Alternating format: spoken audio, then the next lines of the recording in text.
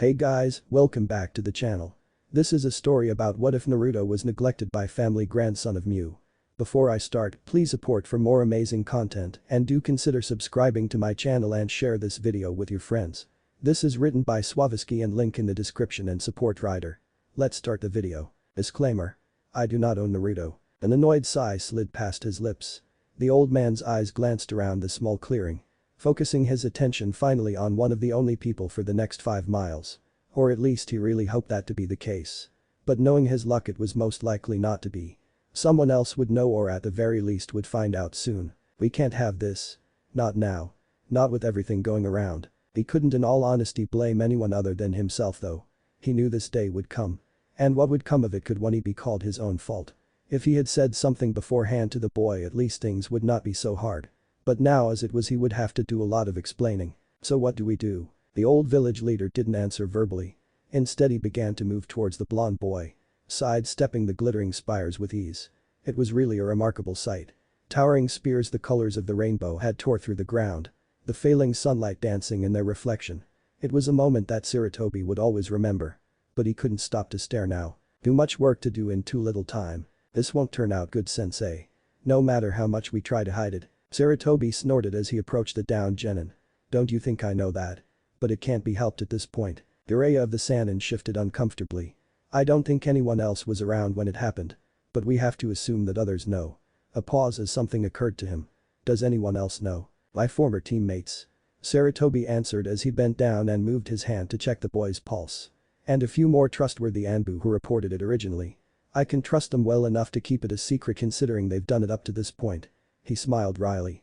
Why do you think those two put up with Naruto's foolishness for so long? The Sannin frowned. I would have thought those two the worst to know.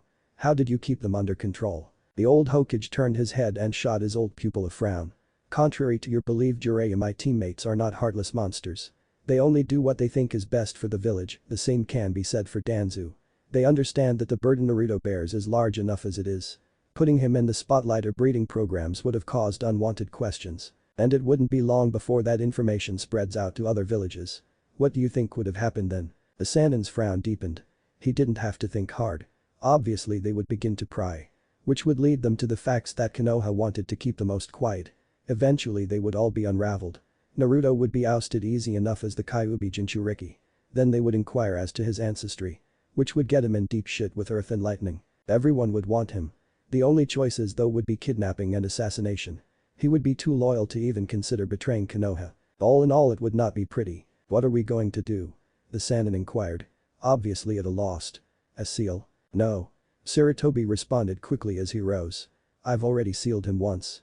This ability surfaced earlier in his life when he was emotionally distressed.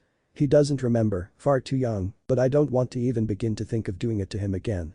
Besides, we can't if he was supposedly screaming bloody murder. Why didn't you say something to me before? Jiraiya began to argue. Why would you keep something like that under wraps for so long? For the same reason I keep the Kyuubi a secret. Puffing on his newly lighted pipe with his back still turned. To keep him safe. The Sannin opened his mouth to say something but quickly closed it. He could find no fault with that. Naruto needed all the protection he could get. Well, there are some positives. When he first showed this talent, it had been more than surprising to say the least. The last I believed to have it was Kushina's grandfather. He was ancient when I saw him. But I do have a good idea of some of the techniques he used. Saw a few of them. It is really useful. It would most certainly be one of the more powerful ones had it been more constant. Sarutobi nodded absent-mindedly. If anything, this will help him greatly if he can keep it under wraps enough. But this is Naruto we're talking about. Jiraiya started with a frown. In the meantime, it changes things quite a bit. His chakra's violent reaction has opened up a new can of worms to say the least. And it completely changes the way I had planned to do things. I'll train him. Jiraiya blinked. Surprised. The words had been said so quickly and at the same time so resolutely. I'm sorry. Come again, sensei. He had to make sure he heard that correctly. Sarutobi finally turned to his former student. Eyes full of conviction. For too long I've held Naruto back from his potential. Held him from the truth. Not anymore. I am getting old, Jiraiya. I am no longer a cage in terms of strength. But I am a teacher. You a primary example. He pulled his pipe from his mouth. So here's what we'll do. I'll take over his training for the exam. There's still a month and a half left to teach him from here on out. You and my teammates will help. He will be the future protector of Konoha just as he always wanted. Just like his father wanted. Jiraiya's face became grave. What are you talking about, sensei? Do you have a village to run? The old hokage shook his head again. Not anymore. My time is almost done. I have only a few years left. If worst comes to worst, Kakashi can take over for me. But for right now, while I have the chance and the ability to still move, I want to begin to train my successor. Just like my sensei did for me. Your successor? Jiraiya asked, incredulous. Do you really believe he can do it? The hokage snorted. You've known him for 2 weeks now. Do you doubt? To this the Sannin could say nothing. The boy was more than a little rough around the edges, but the talent was there in spades. He was a mess in terms of the fundamentals, but made up for it with his unpredictable nature and sheer determination. The boy had the natural talent, to be sure. It was the skill and expertise he needed. It will take time, maybe more than I have left, but I will at least see him on his way. You have seen the amount of potential he has. He needs no Kekkei Genkai or Biju. His determination and drive alone can push him to the top. Jiraiya smiled. He's a lot like her in that way. Another pause. Does he know of her? Sarutobi immediately shook his head. No, too young to remember her. Another grave mistake of mine. But again, for his protection. Just think of the fallout around the village if they found out he was related to the killer of our last daimyo. Again. No thinking necessary. They would have skinned him alive. Another knock-hit is going to flip. Correct? Which is why you have to place an overlapping seal in place. It's actually already done. I wanted him to grow first on his own power. This came about because the seal I placed limited the Kyuubi's chakra and forced his out more. Then I taught him water walking, he got it. His chakra control when the seal is released will be great improved. From there I moved to work on his natures, that's when it happened. The hokage replaced his pipe. I suppose that's when things went south per se. Of course. Wind, earth, and water. 3. The hokage asked with genuine surprise as his eyebrow rose up. 3. He had 3. But he considered himself the only one. Every other shinobi he had met only had 2 at the most. But then again it did make sense. Then again, if Naruto had the talent he expected, then there would be no reason to think he would stop now. And you're worried if he has the potential. Didn't say that. Jiraiya protested. I question his maturity. Which will come in time. I will make sure of it. After all, you were a handful as well. The hokage began to weave around the crystals again as he stepped back to the Sannin. His chakra is spent. Which means he'd be out until tomorrow at least. We have to move quickly to turn this in our favor. I'm going to take Naruto with me and find my teammates. You get rid of the evidence if you know how. Yes. I saw it, lighting, wind, and fire nature chakra can tear them down if I hit them hard enough. Or I can just use the pure chakra nature of the Rasengan to break them apart. Good. I'll inform them of the plan and then I'll tell him. From there it's up to me to work at him. I'll start with working on jutsu befitting his nature. You'll work on what techniques you do know regarding this release. They will be impersonating me to keep everything as quiet as it can be. Alright then, this is going to be tricky to pull off. Yes. But not impossible. Hurry now. Yes, sensei. Shit. The grin accompanied the hiss of words. His left hand reaching out and firmly grasping his right wrist in an attempt to apply pressure and stem the flow of blood. His middle finger had been broken in 2 places, his ringer finger tilted sideways, and he was missing his thumb. Hand now in ruins. It would have been a grave and serious injury, career-ending in fact, for anyone. That is anyone except for him. It was one of the few positives his unique situation brought him. His teeth snapped together as he fell back onto his behind and leaned his back against a free tree. Closing his eyes and forcing himself to think of something other than the pain ripping through his arm right now. It was his own fault really. What reason did he have to really push this hard? After all, he really had no real intention of continuing on his path of a shinobi. For what reason did he have to push himself to such harsh extremes? Especially when he knew it would only lead him to more failure. Because it's the only way you'll ever get any answers, Naruto. The grin faltered for half a second before it completely fell apart. A pain-filled sigh racked his body. It wasn't physical though. It was mental. Emotional. Naruto, age 12, was so tired of living. Of life in general. He had liked to think of himself as a good person with good morals. He didn't like causing people harm. And he didn't think his dreams and aspirations were anything to laugh at. Or at least he didn't used to, but now was Kami laughing at him right now? Was his life just one big joke? Just a big fucking sitcom? It had to be. It was the only explanation that he could think of. No use in feeling sorry for yourself though.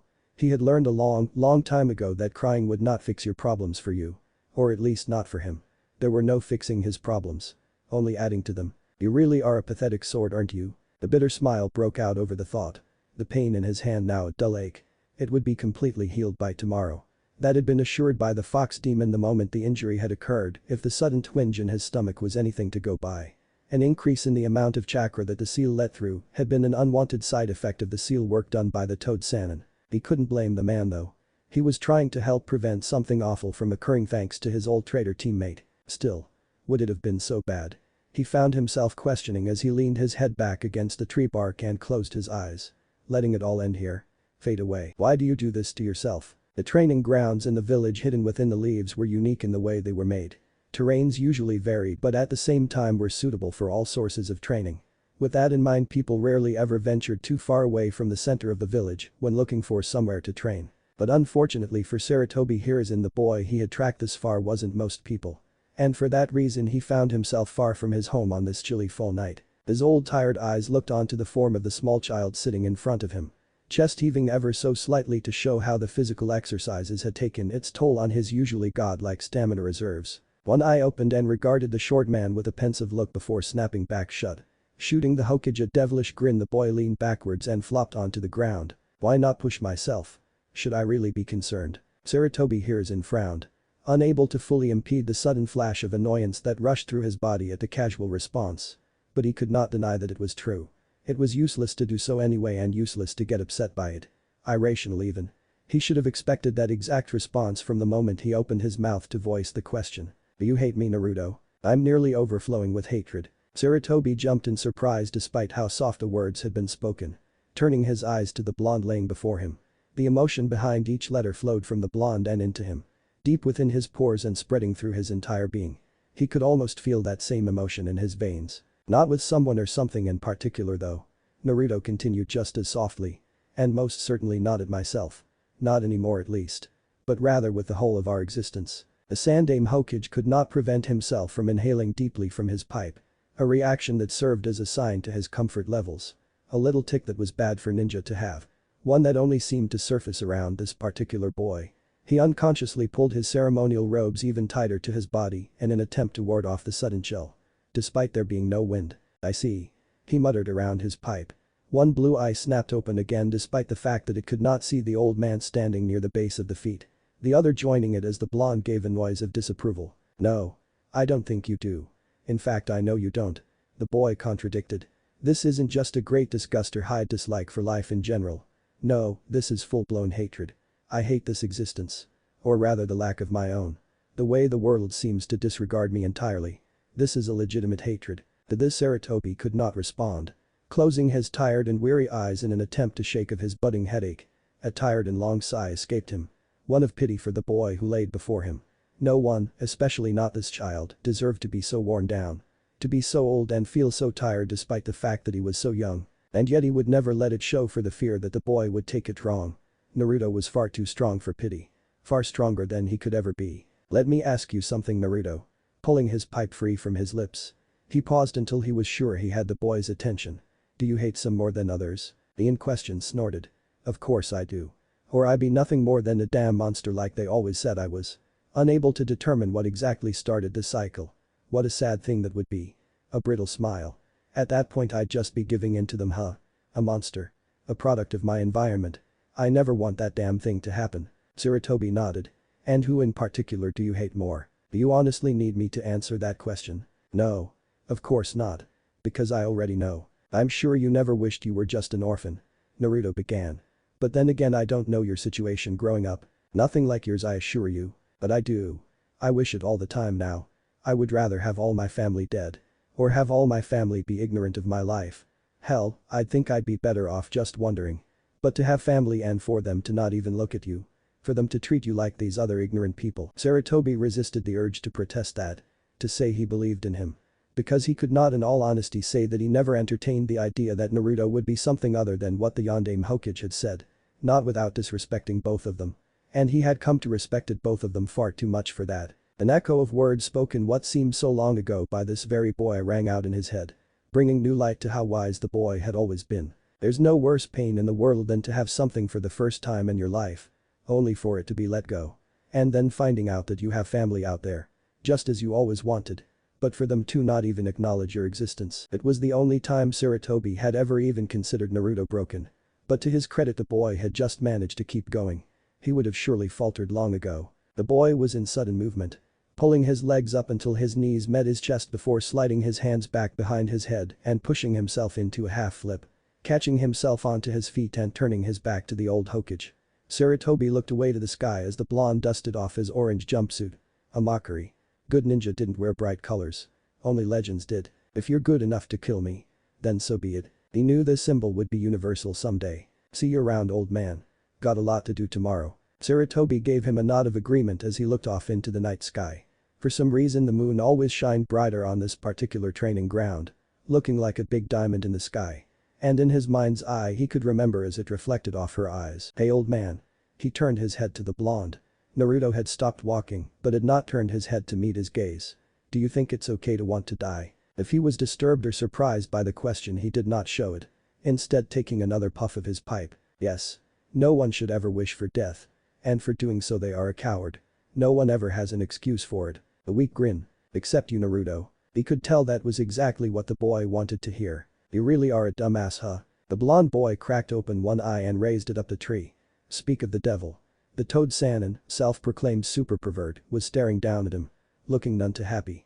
Whatever it was, Naruto didn't seem to think he could bring himself to care anymore. They're better than this kid. He couldn't stop a snort that escaped him. How would you know? We've only just met, right? I've seen enough in these 2 weeks. I've seen what you've been like before, kid. And this isn't you. Or at least it didn't used to be. The boy could practically hear the disappointment in the man's voice. Not that he cared anyway. It didn't matter what the old ninja thought. He was done looking for the approval of others. Jiraiya took his silence with a frown and dropped down without a sound onto the ground in front of him. Naruto regarded him with a one-eyed look for a second before closing it again. Relishing the brief moment of silence. Unfortunately for him it didn't last long enough. Look kid. I can understand where you're coming from. I'll never fully comprehend, but I can gain a good view. Naruto met his words with a disbelieving snort. But I'll be damned if I let you sit around to wallow in your sorrow.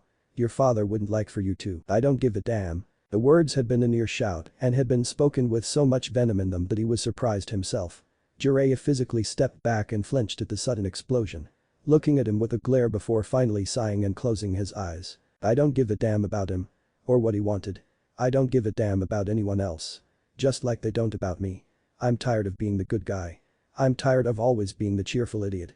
I'm tired of being too obtuse to see past what's really happening. Tired of acting like I don't understand. I'm done with it. Don't speak to me about him or his family. Or the woman who gave birth to me. And most certainly don't speak to me about. The words caught themselves in his throat and he nearly choked himself on the emotion. Bowing his head to the ground and hiding his eyes from view behind his bangs. He would not cry. Not anymore. He was done. Done with being sad. Done with being happy. Done with being mad. But Jiraiya wasn't. Look kid. I don't know what to say. But I know you shouldn't be mopping around like this.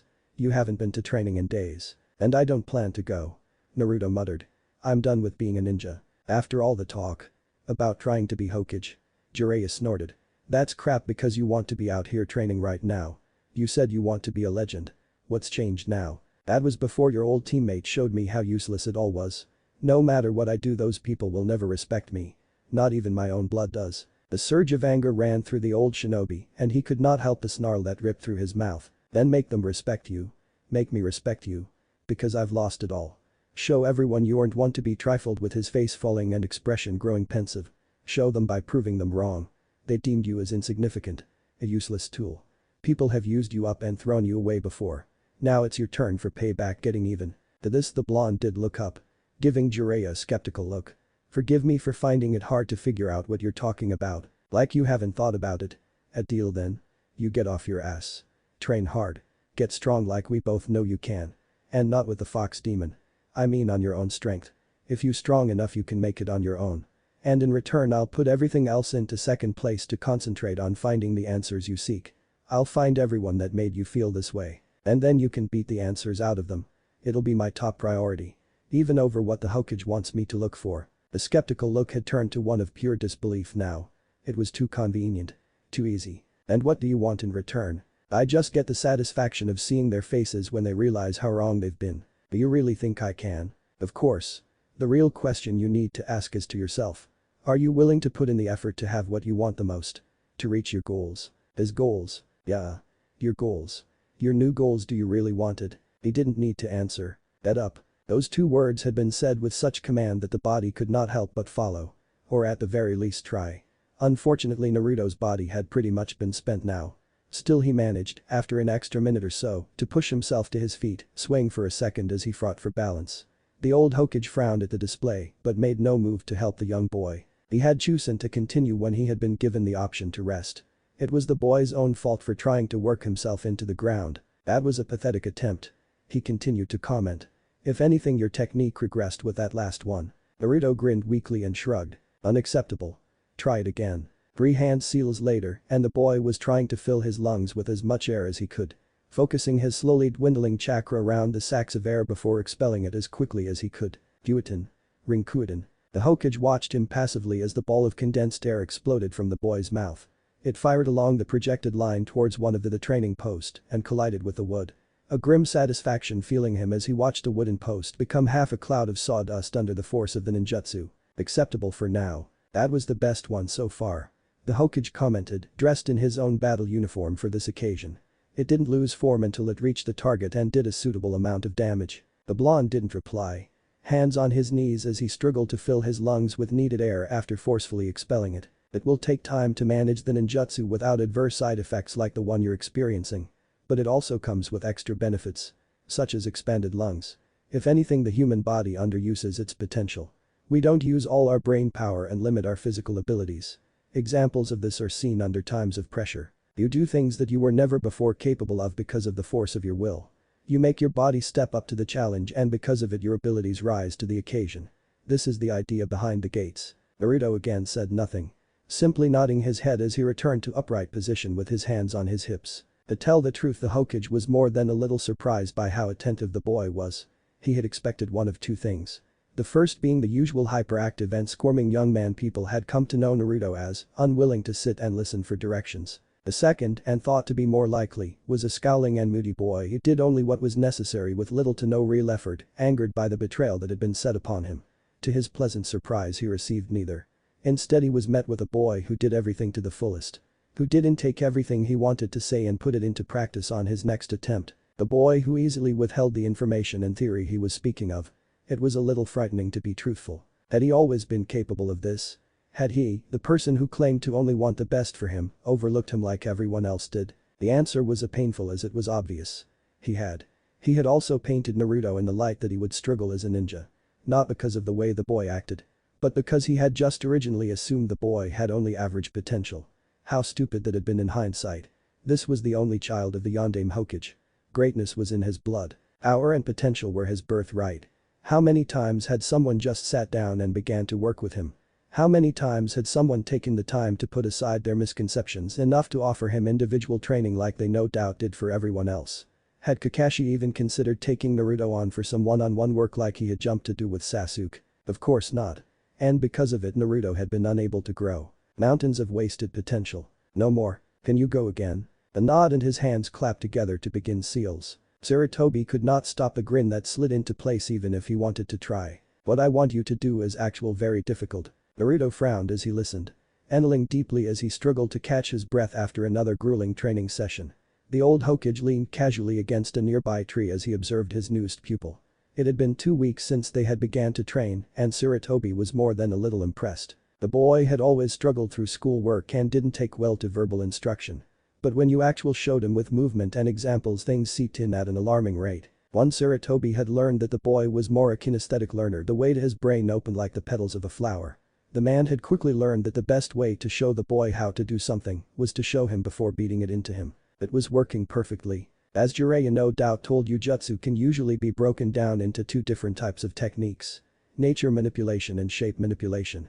One uses pure chakra and the other changes chakra to match a certain element type. Like fire and water ninjutsu. The blonde commented as he followed along with the old shinobi. And things like Kawamari fall under the manipulation category. Sarutobi nodded. Correct. It showed that he had indeed been listening. His biggest problem. In order to make her truly master a ninjutsu, you need to have at least a deep understanding in one of the 2 categories, if not both. Jutsu that use them together are usually the most powerful types that fall under at least the B rank category. A strong example of this is the water dragon jutsu, which uses nature manipulation to mass together a great deal of water and then shape manipulation to form the dragon it is named for. The genin nodded as he followed along in what he had been saying. It made sense now that he had began to rationalize it in the terms the hokage had used instead of the in-depth concepts that Yumi no Ruka preferred. But that being said, I'll take the idea of nature manipulation a bit deeper. Sarutobi said as he reached into his white robes and removed his customary pipe from wherever he hid it. I want to explain the idea behind elemental techniques. Of which most are blood inheritance. The blonde sat up a little straighter as his train of thought merged onto the path the Sandaime Hokage must have been going towards. He formed a fist with his right hands as excitement started to run through him. He was finally going to begin what had always been denied to him. If Sarutobi noticed his sudden change in body language, he said nothing as he calmly lit his pipe with a fine manipulation of fire chakra. He took a deep breath and savored the sweet and smoky flavor of his tobacco before he removed his pipe and exhaled slowly. Some bloodline limits. He began slowly as the smoke dissipated. Are actually not restricted to blood lineage. In reality, they simply need the right combination of chakra elements and the skill needed to combine them equal in order to produce the needed results. With that being said, they are usually restricted to families due to the chakra combinations being similar. From there it takes simply the proper training from older and more experienced members. Who of course would not share the secrets with those who aren't of the blood. The young shinobi remained silent as he listened intently to his teacher. Those techniques are usually called Kekkei Genkai, the same as actual physical abelites, such as the Hyuga's Byukugen or the Uchiha Sharingan.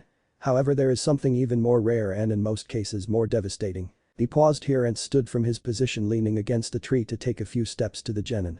He placed his pipe back into his mouth and took another deep breath as he stopped just before the blonde. As I just said, an elemental Kekkei Genkai or bloodline limit uses two elements that are combined equally to create a completely new element.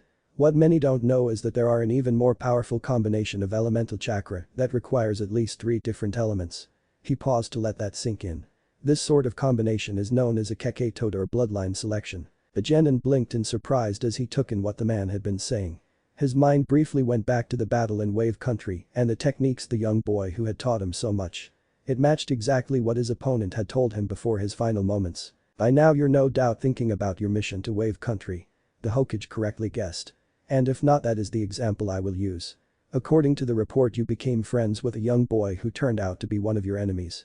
Now, apart from the fact that you should be more careful about who you speak to, I want to talk about his unique ninjutsu. The ice techniques.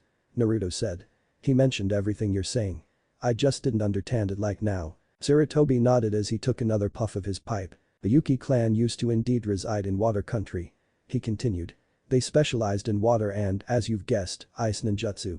During the time before the great shinobi villages, when the clans did nothing but engage in constant battle with others, the Yuki clan once held an entire region near swamp country where they used the natural moisture to their advantage. And as such had decades to perfect their techniques. That is an example of an elemental Kekkei Genkai. As you can say from experience, it is extremely powerful and versatile. And as such the secrets are guarded jealously. It's what made the report about the boy you encountered so surprising. I had little personal contact with members of the Yuki clan, but I've never heard in all of my years as the Hokage of an ice-based technique that created mirrors. I'd wager that he personally created that technique under Mamachi's Zabuza's guidance. For someone his age to have used it with such a devastating effect meant that he had to have practiced extensively with it. With that line of thought, I can come to the conclusion that the boy created the ninjutsu quite a while before you ever encountered him. Years perhaps. For him to only have been a year or so older than you speaks volumes about his natural talent. Naruto nodded slowly as he listened. Indeed, it did say a lot about the kind of shinobi Haku must have been. The boy would have been hailed here in the village as another clan genius without a doubt. Maybe even more so than Sasuke the Hyuga boy. And yet for all that talent he had died so easily when it all came down to it. It was a somber line of thinking. He had nowhere near as much talent. Now, with that being said, I want for you to understand the difference in ability between an elemental Kekkei Genkai and an elemental Kekkei Toda. The Hokage continued. First and foremost are the rarity. As I said before, Kekkei Toda are mostly unknown.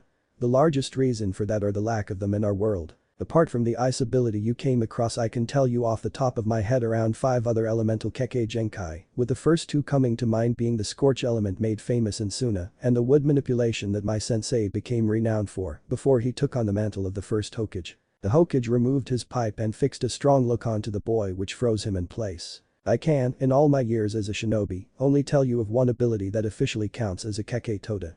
And the only 2 people who have ever shown the ability both became Tsuchikage. The blonde blinked as he took in the words and processed them. The idea that the abilities that Haku had shown were still another level under what they could have been was mind-blowing to say the least. The boy had been so powerful. Easily high Chunin level. The only real weakness he had shown was his own kindness. And despite the fact that he was the personal student of a well-known A-rank jounin who specialized in stealth and assassinations, it still said volumes about the strength of his blood ability. But here the Hokage was telling him that in his 70 years as a shinobi, he had come across a technique that was not only rarer but far more powerful. So much so that the only two people who could use it were S-class in terms of strength. Naruto was many things and far from bright, but he wasn't a complete fool. The fight between Kakashi and Zabuza would never truly be forgotten, and it helped show just how far he had to go. But even so, he knew just from his less than 5-minute bout in the second portion of the exams that the gap between Kakashi and the man known as Orochimaru was beyond large. The idea that one extra element meant the difference between Haichun and Takage was astounding. The Jinten or dust release was first used by the Nidaime Tsuchikage. Mew had been known as the Null Man for his stealth capabilities. But even more devastating were his ninjutsu techniques based around the Jinten element. With this power he could destroy entire armies and crush his enemies at their most basic levels. In addition, his mastery over his ability even allowed him to fly for a period of time and lift objects well over 100 times his own weight. Naruto swallowed as he listened attentively. The techniques that the Sandaime Hokage were describing seemed beyond imagination. For as amazing as ninjutsu and the ninja arts in general were, Naruto never thought anything of this sort were remotely possible. That man passed the techniques on to his prized pupil, a distant nephew, who also shared the same 3 chakra natures he did. The Hokage smirked as something passed in his eyes. The battles I waged against the man who became Sandaime Tsuchikage were ground-shaking. And the more I think about it, the more sure I am that we, along with Aime's leader in Hanzo, have to be of a dying breed. From a time where the world around us was much more wild. The old shinobi shook his head to clear his mind. It would do him no good to start drifting down memory lane right now. Now, as I said, the dust release is the only official example I have of a Kekkei Tota. But for quite some time I have come to the conclusion that 2 other special elementals combinations could also require 3 natures. One is the magnet release of the now dead Sandaime Kazekage, who used his special chakra nature to combine shreds of iron powder used for smithing into something monstrous. He paused again and looked the boy in the eye. The second is the crystal release. Naruto froze still as he realized what the old man had been leading up to. The special ability that he had apparently only been able to use accidentally to this point.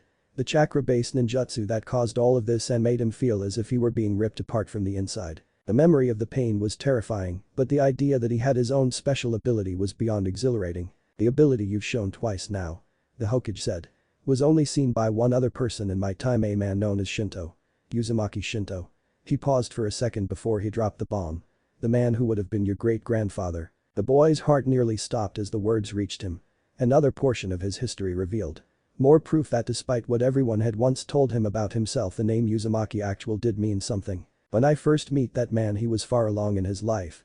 But like the Uzumaki clan had always been, he was full of vigor and healthy beyond what those his age should be. He sparred once with my sensei, the Shidaime Hokage, as an example to us of the younger generation about how far we had to go.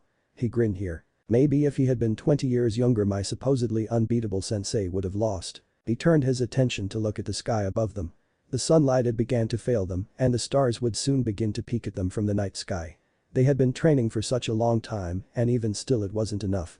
This day would not be over any time soon. Your test with the chakra paper yesterday confirmed my long-held suspicion. He continued as he brought his attention back to the genin seated on the ground before him. Your chakra is far more developed than anyone else your age.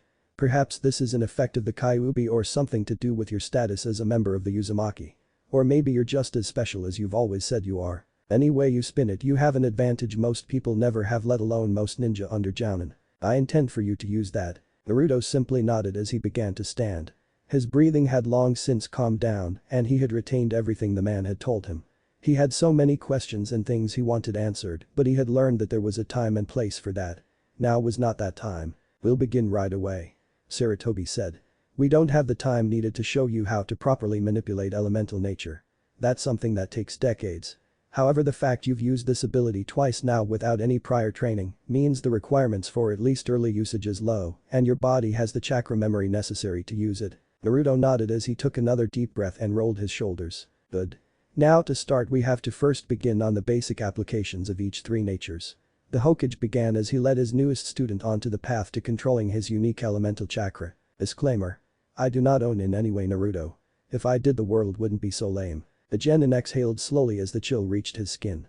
Goosebumps rose up as his breath condensed the air in front of him.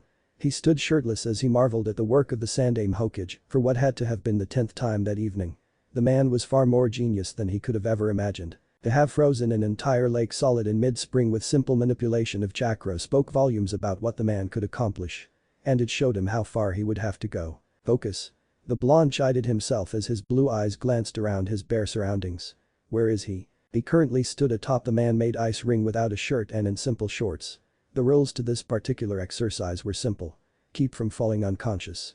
The icy footing made it difficult to keep his balance and forced him to continuously regulate a flow of chakra to his feet to keep his footing reliable. At the same time he was to keep a slow flow of chakra from the pores on his upper body in an attempt to keep himself from freezing. This was an advanced sort of chakra training the Sandaime had introduced the day before. After he had successfully learned the water walking exercise to the degree that he was capable of sustained combat while staying upright, the hokage had immediately pulled him from the surface of the water before he used a single ninjutsu to freeze it to the core. As he watched in awe, the boy kept an ear open to the words the old man imparted onto him. You never know what kind of environment you'll be deployed into and what kind of challenges you would meet there.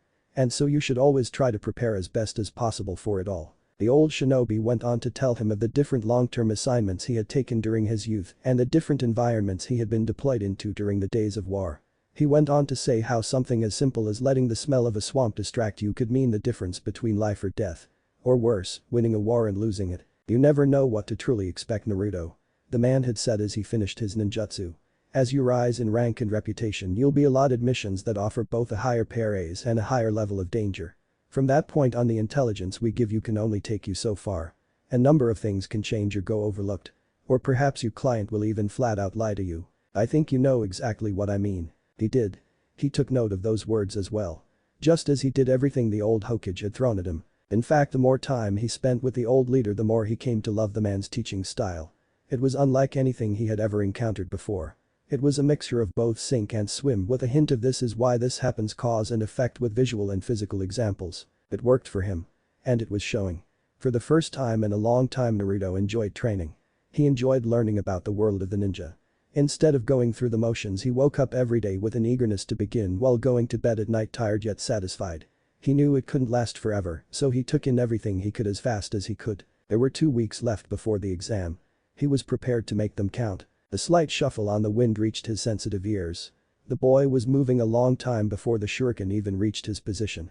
He moved across the ice in a controlled slide as he focused all his senses onto the world around him.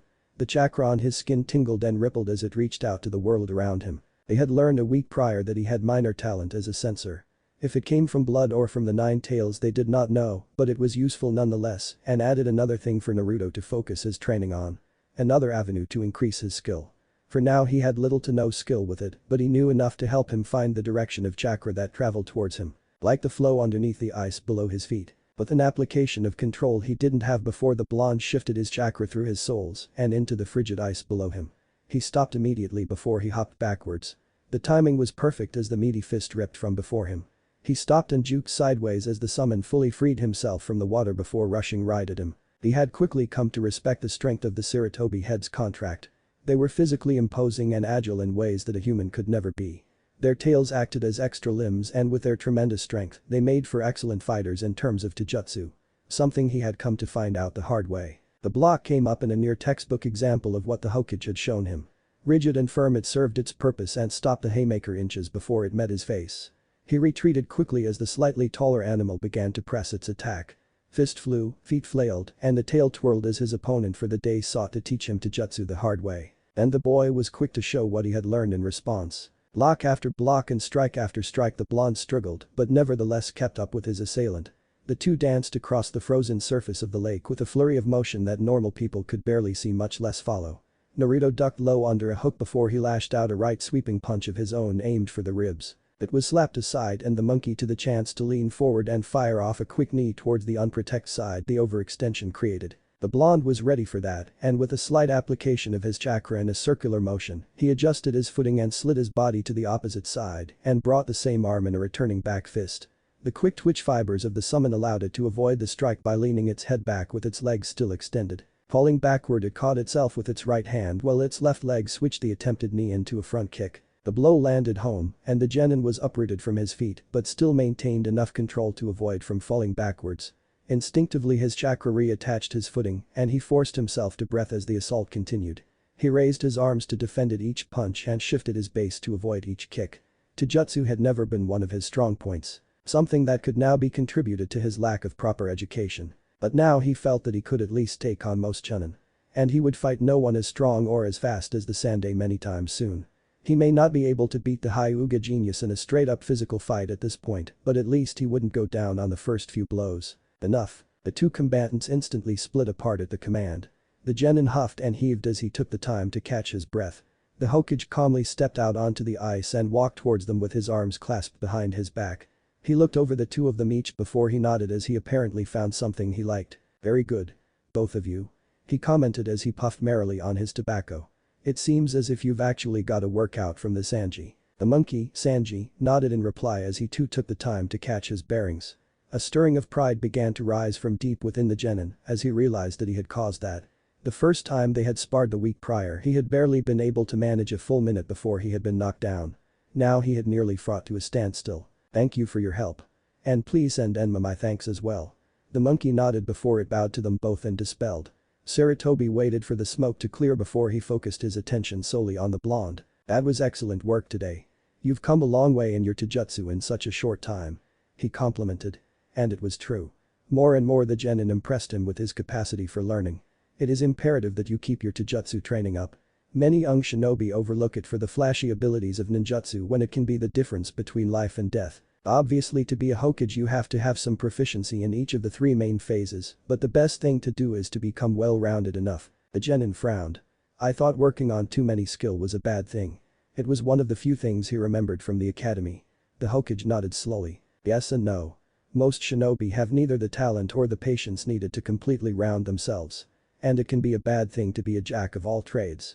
But at the same time it can successfully cover weaknesses. You don't have that kind of excuse. You have the talent," Sarutobi argued. Naruto nodded as he rolled his shoulders.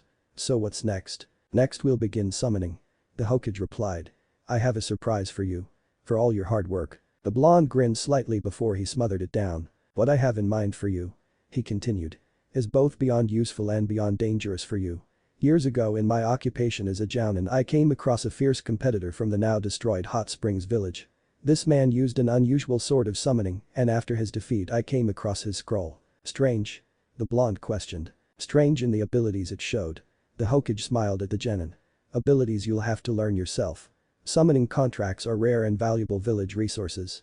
Konoha has the most at a total of 10 in mass circulation. In order to sign a contract one must go through a long and extensive process that isn't even available until you reach special jounin levels. Of course there are some special cases in which these things can be circumvented. This is one of those such cases. I can use the summon?" the blonde asked hopefully. The hokage nodded. "Naruto. You can have the scroll if you can convince them to take you in. We've got a problem." The hokage stopped mid-step and turned in the hallway to face his old student. "Jiraiya. You've returned already?" The Sannin didn't say anything. His face full of the serious sort of conviction that he only showed during the most dire of circumstances. The village leader noted this and turned to continue his journey to the office he hadn't visited in over a month. If the Sannin was here now this had to be important. He opened the door and stepped inside. A copy of him looking up in surprise. A nod and the person was replaced with an older-looking woman who rose from the seat. The Sannin quickly stepped through the door and leaned against it. "Are we clear?" "Yes." The elderly woman answered as she shot a look between them and stepped from behind the large desk. "What's going on?" "We apparently have a problem of grave importance," Sarutobi answered. "I'll leave it to you to relay it to Himaru." "Jiraiya. If you remember I said something not too long ago about checking up on Uchiha Itachi." The two village elders shared a look before nodding. "Then I sent a report noting a possible connection between him and Orochimaru." "Yes." The old fire shadow's voice now stern. A nervous edge creeping up. "What is it?" "I found that connection. And it's not good." The Sannin paused here and looked between the two. It appears that a few years back, before Orochimaru became leader of Sound, the two had been allies in an organization of some sort. A high-class organization. What sort of organization? The kind that spells bad news for not only Konoha but the entire ninja world. Apparently it was a group of 10 with a very specific membership requirement. You had to be a missing nin. S-class and wanted for some kind of heinous crime around the shinobi world. The words seeping into their head. Even the Sannin, who was reporting it, taking note of it again. The bad kind of fuckers that you didn't want to mess with unless you had no other choice. Haru frowned. Worry showing in her eyes. This does not bode well. Any idea as to what they were doing? Oh yes. I have an idea. Jiraiya responded before taking a deep breath. Apparently they were focusing on kidnapping. Or more specifically grabbing a certain group of people. His eyes quickly darting to the large bay window and the monument on the mountain. The Jinchuriki. They're hunting them. Sarutobi could not help but draw on a large gulp of air in surprise. Disbelief written across his face. A reaction that was matched by his old teammate. For what I don't know. Jiraiya continued. But it can be safe to say it's not good. And from what I gathered, Orochimaru rebelled and went into hiding from them after he attempted to harvest Itachi's eyes, to which he was promptly beaten and tossed aside by our young mass murderer. Do you have any idea who else is included in the group? No. The Akatsuki, their name, is very closely guarded. And I had to hide this informant for fear of his safety. But he did give me one piece of information. A measure of how dangerous they can be. What is it? Dropping down into his seat. You remember the civil war in Kiri, correct? How can we not? Kaher replied as she chose one of the seats in front of the desk. The bloodline limit purges. Rather insane. The Hokage added. Blaming all the bloodline clans for their problems in wars. I've got some really chilling info that the Akatsuki had something to do with it. Rumor was that the last Mizukage was the Sanbi Jinchuriki. And that after he was defeated it was unmasked that someone wearing a black cloak with red clouds had been using a jutsu to influence him for years, the calling card of the Akatsuki. A tense silence descended on the room. The old Hokage sighed heavily as he dropped into his chair and clasped his hands under his chin. Resting his head and weary eyes as he tried to maintain control of the wave of thoughts. He sat in the same chair that had been through so many of these situations before. Another crisis befalling his village. His home. We have to tell Naruto. The Haru frowned. What? We have to tell Naruto. He repeated as his eyes moved up to meet hers. Let him know of their presence and what they're after. Put him on alert for anything too suspicious. Is that wise? She protested. I just don't seem to believe Uzumaki can handle it. I agree with Sensei on this. Jiraiya stepped in. He'll find out sooner or later. But at least this way he'll have time to prepare himself. It involves him directly and in turn affects the village as a whole. He at the very least deserves to know. If only to keep his faith in the village. I suppose so, it makes perfect sense. Hiruzen continued. I'll leave it to you to tell him, Jiraiya. Understood. I was planning on seeking him out after this. Only 2 days left. Meanwhile we'll be working to make a contingency plan for defending the village. The Haru frowned even deeper. You expect them soon? No. Or at least I hope that isn't the case. Rather this is a precaution for the finals. The finals? The Sannin asked as he finally stepped away from the door. Do you anticipate something happening? The Hokage gave him a dull look. Do you honestly not? You know Orochimaru as well as I do. He wouldn't have come out of hiding just to mark young Sasuke. He wants something more out of all this. The only question is what out of all the Uchiha left in the village, why do you think he chose Sasuke? Because of his potential? His connection to Itachi? No. I believe the answer is far too visible to look that deep. Fahara nodded her head. For the simple fact that he has chosen the path of revenge.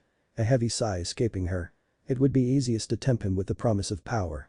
What he can't obtain easily here in Konoha. Of all the Uchiha left, Sasuke is the most emotionally and mentally unstable.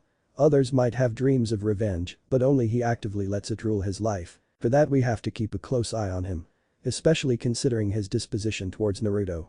Seeing someone he previously disregarded improve so drastically in such a small amount of time could invoke him into a fit of rage. And then I could easily see him falling into Orochimaru's trap.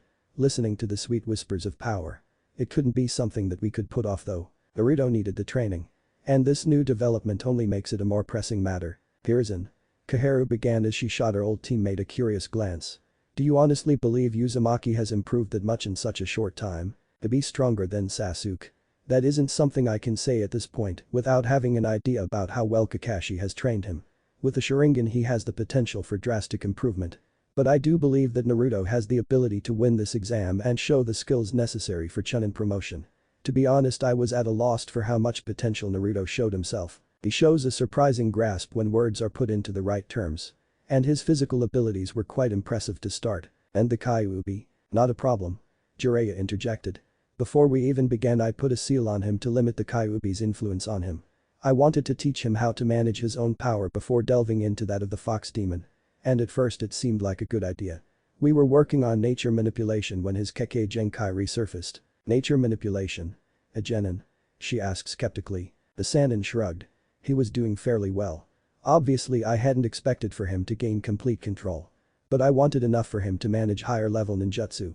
I started with wind being his primary nature and figured with his massive chakra reserves, he could use wind ninjutsu for mass area damage where he could not counter with inferior skill. Keep the Hyuga boy from using taijutsu. I continued on that base. Hiruzen added, realizing that they were now explaining Naruto's training. Earth and wind natures are around a good level. He still needs a lot of work if he ever wants to get to the elite level, but for now he's well beyond Genin. It's more than a little unfair at how quickly he's progressed, considering he's the only one capable of using the Kage Bushin technique to its full potential. Add to it his work with his Kekkei Toda, speed training, minor taijutsu adjustments, and summoning. He can summon. Jiraiya asked in real surprise, an expression that Koharu mirrored. What is it? I had hoped he would continue the tradition and summon toads. No. Sarutobi cut off as he shook his head. He would not accept that. For that I gave him another choice. Do you remember Koharu? The scroll we found as a young team? She frowned. Those strange violent beasts. They accepted him. The hokage nodded. Indeed. I was reluctant at first and insisted on staying with him for safety reasons. But in the end he supposedly impressed them quite a bit. So it's safe to say he's more than ready for the exam. Indeed. Which means we have, for the moment at least, one less problem to deal with. And with that in mind we have to make a move now. Jiraiya, I'll be counting on you to watch over Naruto from here on out. Make sure he's prepared for this akatsuki. Alright. Jiraiya nodded. And as for Orochimaru, don't worry about that. Hiruzen cut in. We'll be handling that. All I ask is that if something were to happen you would protect the village and its occupants if I am predisposed with something else. Are you sure? I could. No. Just what I've asked. Giving his old student a slight smile. I don't want to worry you any more than I have. The Sannin frowned but gave in and turned to open the door. Alright. I'll be on my way then. Check on the kid before the exam. Very well. Goodbye Jiraiya. See ya sensei. The Hokage waited until he was sure his old student was gone before turning to the other occupant of the room. Now then. I'll need you and Hamaru. Stage 2. A shift in perception. The air was full of excitement and the village was abuzz. Travelers from far and wide had marched upon the village hidden by the leaves in anticipation of this one day. The final round of the Chunin exams were set to start that afternoon and everyone who was anyone were prepared to attend. Around the village a festival had started and the people congregated together in groups by the thousand. Various bets were made on the outcome of the exams and nobles from various settlements came in droves to be wined and dined as they took the chance to check out the young future of the various shinobi villages. Away from this all Naruto sat alone at his favorite ramen stand. His eyes traced the crowd of people before turned in his seat to face his ramen. This was the day he had been waiting for. The day he had busted his ass to get to. The day where he would really begin his journey. Today he would make sure the village knew his name. And then the whole world. His eyes glanced up to two of the few people in the entire village that had gained his respect. The sight of his favorite ramen spot filled to the brim with customers brought a now rare genuine smile to his face. They had always shown him kindness despite the trouble it caused them. But that would all change now. No point hanging around here any longer. Naruto thought as he looked around the crowded area. These people have come for a show after all. With a wave of his hand he signaled the ramen stand server. Thanks for the meal Am. He called as he set down a stack of ryo that far exceeded the amount necessary before he slipped another piece of paper on top of that. 100 to 1 odds. He thought as he began to walk away from the stand. That'll put them in a great position. And with that done the blonde made his way to the newly built coliseum. The roaring crowd was more than he expected. Far more. Thousands upon thousands of civilians, shinobi, and prospective clients had already packed the stands in preparation for what was to come. It was a sea of people so great the blonde didn't even bother to make a guess as to how many of them there were. Over the break the Hokage had chosen to delve deeper into the meaning of the Chunin exam. He expanded on how its purpose of promoting unity was important but overall simply a front. Clients used their battles to measure the worth of the next generation and to decide where to put their stock for the future. Horse showings could mean the difference between a boom or a bust for each ninja's respective villages. Something that apparently Suna had already been feeling. It was because of this the children of the Kazekage were even allowed to compete in the first place. As the first family of the village hidden in the sand they were to represent that despite falling on hard times, the village still had more than enough talent at its highest levels. Or at least that had been the idea. The fact that the only 3 sand ninja who attended the exam had all made it to the final round would help to validate that claim. At least until they were knocked out by the home crowd that was. Hey Naruto. What's with the new getup? Naruto glanced down the line to his right where the young heir of the Nara clan looked over him. The blonde frowned but didn't give anything else in return. He was unsure of how he felt concerning his fellow Leaf Genin. Unlike most they had known him from the time spent in the academy together and did nothing more but antagonize him. The more he thought on the subject the more upset it made him. He had always been subjected to unfair treatment by those around him and had largely gotten used to it. But still it annoyed him to have all of his attempts at friendship rebuffed or mocked. And now the other Leaf Genin wanted to act like they were great friends. Naruto gave no verbal reply and instead faced the crowd ahead of them once again with full intent to ignore the question. His Genin teammate was missing and the young ninja briefly wondered if it was the work of his Jounin former Jounin sensei. Not that it would surprise him any. Kakashi and Sasuke were made for one another. The Nara clan heir shook his head at the rude dismissal and gave the blonde Genin another look over. He now wore a pair of loose-fitting black pants with two small orange stripes running down the side while using his hide as a belt with its black cloth. Strapped to both legs the blonde wore the usual shinobi pouch with a stock of kunai for the left and shuriken for the right. A black vest zipped up to the middle of his chest covered a short-sleeve orange shirt that just managed to reach down to his biceps. Bandages had been wrapped from just below the elbow up to the tips of his digits and fingerless gloves covering each hand, while the metaplating below the knuckles protected the back. His hair had grown somewhat and now the bangs fell into his eyes and obscured them just enough. And to top it all off for some reason the blonde had taken to wearing a bright and obnoxious colored orange cloak to cover it all. At his side he looked like an actual shinobi now. Or at least as much as one who was obsessed with the color orange could be. Still, if the blonde Genin thought the change in uniform would help him in his fight against a Hyuga prodigy, he would be in for a rude awakening. Maybe getting his face punched in again will finally teach him some respect. The Nara heir thought briefly before he snorted. Unlikely. All except for Uzumaki Naruto and Hyuga Neji need to leave the staging ground. The examiner proclaimed. Naruto briefly noticed it was a completely different man than it had originally been, but didn't think anything of it as the Genin around him walked away. Follow me Uzumaki. The Genin followed the proctor as he led him a considerable distance away from his still opponent before he allowed him to turn back around. The two Genin faced each other as the examiner addressed the crowd around them who roared in anticipation. Everyone liked a good fight. Especially ninja fights. The Hyuga prodigy faced his younger opponent with the superior smirk he always sported. He looked over the smaller Genin before he snorted.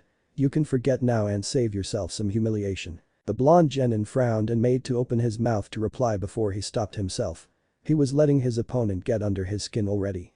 The hokage had warned him of that and if he let himself fall victim to his enemy's taunts he had already lost the battle between the minds. His lack of response did not seem to bother the young Hyuga though and if possible the smirk seemed to grow brooder. Good. He spoke again. You have complete confidence in your skills. It'll make crushing you all the more sweeter. Again he only received silence. The silence that spanned the distance between the two could be cut with a knife. The exam proctor, chewing on this enbin, looked between the two young shinobi. Eyes glancing from the favored to the underdog. Despite everything he had been told about the two competitors up to this point, he could not shake the feeling that this was going to be a battle that would be talked about for a long time in the village. Around them the crowd roared, anxious for the first fight. He raised a single hand high into the air and held it with palm open. Are both of you ready? The Hyuga nodded. The rookie Genin nodded. He swiped his right hand through the air. Hajime. The first improvement the Hyuga prodigy noted was the increase in overall speed. By the time the proctor had finished moving his arm the blonde was in motion. One quick hop back to increase the distance was followed by the right hand reaching down and flicking free 5 shuriken. Then half a second later the two hands had together and the 5 metal stars had become 50. The Hyuga stiffened as the customary veins around the side of his face bulged open. He bit his lower lip as his Byakugan enhanced sight caught the glints of fire attached to the end of each metal star. Exploding tags. Shit. With his hand forced the young shinobi evaded the incoming death trap, the only surefire way he knew how. By spinning in a complete circle. Hayton. Heavenly spin. The blonde narrowed his eyes in surprise as the dome of solid chakra took shape around his adversary. The shuriken exploded on contact and a great wave of fire so intense he could feel the flames prickling his skin blossomed open. The Genin didn't waste any time in preparing his next move. The cross-shaped seal later and 2 shadow clones popped into existence around him before they darted off towards the dwindling cloud of smoke. The pair of shuriken cut them both down midway as the Hyuga Genin ripped free of the devastation. He charged across the ground hard and fast as he sought to close the gap in order to attack the blonde in close quarters. His feet slid to a halt and kicked up dirt and gravel as the other leaf shinobi began to make a row of seals even faster than he had before. Suiton. Mizurappa. Water release. Water trumpet. The Hyuga prodigy pulled his body into a tight spin to the right to avoid the violent burst of water that ripped across the distance between them. He focused on his footwork and came to a stop facing his opponent again, only to jerk back as a wave of orange clouded his immediate vision. The older Genin lashed out with a chakra-coated palm strike and struck nothing but air as the younger Genin body flickered past his defense.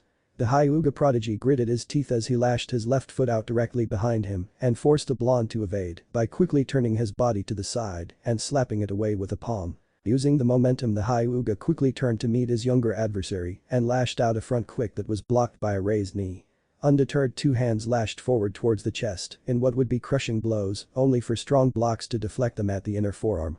The blonde dropped his knee and leaned forward to reach past the Hyuga's guard. The action was met with the prodigy quickly taking a step back before he realized he had been hand and hopped over the leg sweep the younger genin had set up. The blonde leaned forward onto his two hands before he lifted his lower body up and lashed out with a quick side kick that stopped the prodigy's drive short. Then he focused a burst of chakra down and out with enough force to launch him sideways into a roll. Standing quickly to face his opponent, he leaned and knocked away another chakra-infused blow with his right hand before he lashed out with a front kick from his right foot. The Hyuga prodigy evaded that with a nimble side step as he moved to the outside and jabbed at the limb with two finger. The two genin became a flurry of strikes and blocks as they tried to land a solid blow. The crowd's combined voices rose into a frenzy as the young leaf ninja went at each other with all the ferocity of bitter enemies. To the people, it was an unexpected strong fight from what was supposed to be a quick encounter. The shinobi, however, saw something completely different. To them, two young ninja flashed skill that boggled the mind when they factored their age and experience. The seasoned veterans saw two young ninja whose hand-to-hand combat skills far outstripped anything more than two-thirds could have pulled off at the same stage in their own personal developments. It was the future spread out before them. That can't be Naruto. The Yamanaka clan heiress shouted as she looked down on the arena below them. Tell me that's not Naruto. Uruno Sakura opened her mouth to reply before she snapped it shut. Her body had gone still and her own eyes were open with shock as she stared down at the scene before her. She wanted to say something, anything really, but couldn't. Because despite the loyalty she wanted to show to her teammate, there was just no way that was Uzumaki Naruto. Tell me it isn't him. The blonde Kenyachi had taken to gripping the metal railing in front of her to express her disbelief physically. That isn't Naruto. It is. The male beside her cut in roughly. That's him alright. Only he could stand to wear that much orange. Inyazunka Kiba's voice was serious and out of character. In his lap, the small puppy that served as his partner curled up as it watched the match, along with its master. But how? The girl stressed. How the hell did Naruto of all people get so good? Oh, I don't know. The boy snarked sarcastically. Maybe by training. I know if I were given 2 months to work with and heard everyone counting me out, you best better believe I would do everything I could to show them wrong. The words were rough but truthful all the same. But what kind of training could turn someone so helpless into something so fierce? Haruno Sakura rationalized as she watched her teammate twist and twirl with the older genin. She could scarcely believe it herself, but here he was matching an older and more experienced opponent blow for blow. The short boy, who was more brawler than ninja, had managed to keep up with previous year's best rookie. A member of an honored clan who was known specifically for their skill in hand-to-hand combat. And this one was known as the most gifted they had. How in the hell was he doing this? The Hyuga prodigy felt the opening before it even came up. A feint with his right hand forced the blonde to guard. A mistake that the older genin capitalized. With a simple shift of his footing, he reached out and further batted the arm apart. Inside his younger opponent's guard, Hyuga Neji snapped off 3 quick finger taps before he finally landed a fierce palm strike that sent the younger genin stumbling back. Without missing a beat, the wide-eyed prodigy flashed forward before he rose up and launched a sidekick directly to his adversary's chest. The shorter genin flew back with wide eyes as he hit the ground with a thud and rolled back feet overhead. With his smirk back in place, the Hyuga quickly rushed forward again and followed after with the intent on ending the match. Only to stiffen in surprise as his combatant dispelled into a puff of smoke mid-roll. The blonde erupted from the ground with the force of a breaching whale. The long-haired genin slid to a stop and leaned back just enough so that the uppercut only snapped his teeth shut by brushing the edge of his chin. But off balance, he was unable to stop the flowing kick that slammed into his stomach with far more force than anything that blonde had shown up to that point. The older leaf genin felt the air forced from his lungs as he was sent jolting backwards by the strike. He fell onto his back and slid for half a second before experience forced him to roll his body to the right in order to avoid the knee drop that landed where he had just been. Even with no air in his lungs, the Hyuga genin lashed out, turning his body sideways and throwing a quick kick that caught the turning blonde in his side. Naruto grunted as he hit the ground before he rolled with the momentum and forced his way onto his feet. Neji was on him the next second and the blonde retreated as he blocked the rough series of strikes the older genin leveled at him. Seeing no other way to put distance between them, the blonde took a gamble and turned his body to the right. He grunted as 2 strikes slammed into his shoulder as he skip-hopped to escape the onslaught. Though he could feel the area start to numb immediately, the maneuver paid off as it allowed him to pull free 3 shuriken to cover his tracks. The Hyuga prodigy juked to the side as the stars flashed toward him before he slammed to a stop as he looked up to see the younger genin crouch down before him with one hand on the ground. The two went still for nearly 10 seconds before the younger genin's face grew grave. "Before we continue," he said, "I want to ask you what the fuck is your deal?" The branch family member blinked slightly in surprise before his brow furrowed. The veins surrounding his eyes pulsed with irritation as he processed the words. He grit his teeth and his right hand twitched in frustration. "My deal?" The words were hollow and dead. "You want to know what my deal is?" The blonde frowned. "Damn right I do. Why did you go off like that before? What has she ever done to you?" "Hyuga Hinata is a failure." The older genin cut in. "Right now, in their graves, our ancestors laugh at the idea alone that someone like her would take on the title of clan head." His wide eyes pinned the younger genin to the spot. "The failure?" Naruto echoed in disbelief. Neji nodded as he calmly stood to full height and crossed his arms. "That is correct. She, who was born heiress to our clan, is routinely mocked. She is unsuitable for the life of a ninja and the horrors it can bring. She is shy to a fault and dislikes causing suffering of any kind.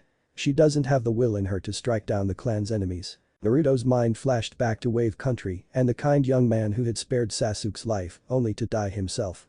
It was as the Hyuga prodigy said. Some people weren't made for the horrible nature of the ninja life. But even still, who was he to tell someone what they could and couldn't do? This was the kind of person that made him the most angry. "The Hyuga clan is proud." The older genin continued. "Our lineage goes back to the time even before the shinobi arts came about. We are warriors at our core and noble on our exterior. For generations we have been serving the Leaf Village proudly as members of its shinobi corps. And yet the next head of our family cannot even defeat her younger sister 4 years her junior. This is unacceptable in our eyes. And that gives you the right to belittle her?" Naruto challenged as the crowd above them began to get restless with the stop in the action. "That gives you the right to step on her dreams?" The older genin scoffed. "Dreams? Hyuga Hinata's dreams are just that. They aren't things that can be accomplished. She's the kind of person who wants peace for everyone in every little thing. She doesn't like conflict of any nature. Her dreams consist of us holding hands from Kumo to Kiri and singing about kindness and happiness." He chuckled darkly and gave a shake of his head. "Those aren't dreams. Those are delusions. There is too much hatred and animosity between the people for what she desires. Even in this village there are grudges generations deep that can never be overcome.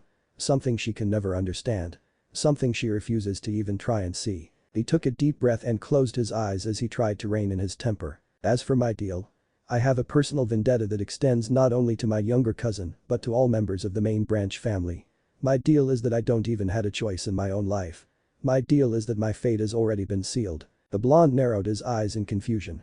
"Your fate has been chosen for you?" "Indeed," Neji replied as he opened his eyes. "And the fate of all other branch members. To live and die as slaves of the main branch due to the Juinjutsu placed upon our foreheads."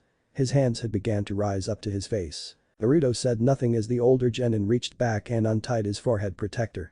His eyes instantly zoned in onto the array displayed across his forehead. He had heard about this from the hokage. About that, the horrible treatment of the Hyuga clan branch members and the origins of said seal. "But this seal on my forehead, my fate is already written. I will die a slave to the main family as all branch members before me have." His face became twisted and his expression bitter. "As my father did." Naruto raised an eyebrow as they came to the heart of the matter. "Your father?" "Yes. My father, who was killed for the sake of the main branch. Sacrificed for a mistake he did not make." He took another deep breath to calm himself before he continued. "Years ago, when I was still young, the Leaf Village held a festival designed around peace. And the honored guest was a diplomat from Kumo. A jounin." Naruto remembered that. He had been unable to go for fear of how the people would react. But he did remember that the hokage had been too busy with the diplomat to see him. It was a farce. A lie so that Kumo could pull another underhanded tactic, Neji said. In truth, the man was here for one thing only. To steal the Byakugan of the Hyuga clan. And as such he chose his target. Young Lady Hinata. As you can tell, the attempt fell. In his rush to escape, the kidnapper had been tracked down by our clan head, her father. But in his anger, instead of capturing the man, he killed him swiftly. A mistake that made for a political disaster. The blonde could already see where this was going and didn't like it. It was a deep-seated grudge that he admitted had some claim to it. Suddenly the older boy didn't seem as much of an asshole as he originally thought. Kumo of course denied any involvement and instead threatened with war. The only way to appease them was to give them the life of the man who had killed their diplomat. But that was impossible. The main family head could not be expected to take responsibility for his mistake. And so instead they sent a decoy in his place. His twin brother.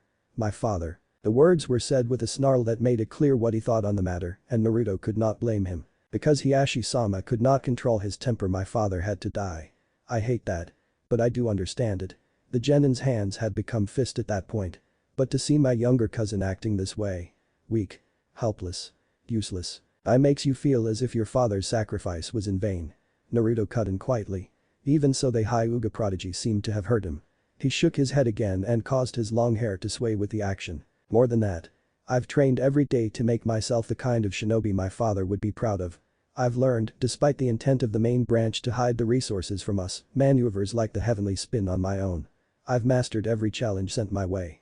And yet no matter how far I get, I'll never get the respect I deserve. He's beyond angry. Naruto thought as he eyed his opponent. He's pissed. And I can't say I blame him. Once upon a time he would have stopped the older genin there and yelled things at him. Things like he was nothing more than a fool or selfish. He would have once declared something like he didn't believe in fate and would do everything in his power to change his perception as well. He would have made promises about the things he would have accomplished when he took on the mantle of Hokage, and that he would make sure that the branch Hyuga were free. Now, he just didn't care. I don't know. Neji continued as he reached up to his forehead protector back.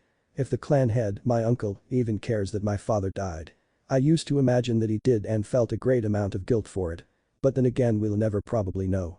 And instead every day I have to watch the person my father was sacrificed for fail again and again. He pulled the clothing tight before he slipped back down into his stance. That's what my deal is. What's going on down there?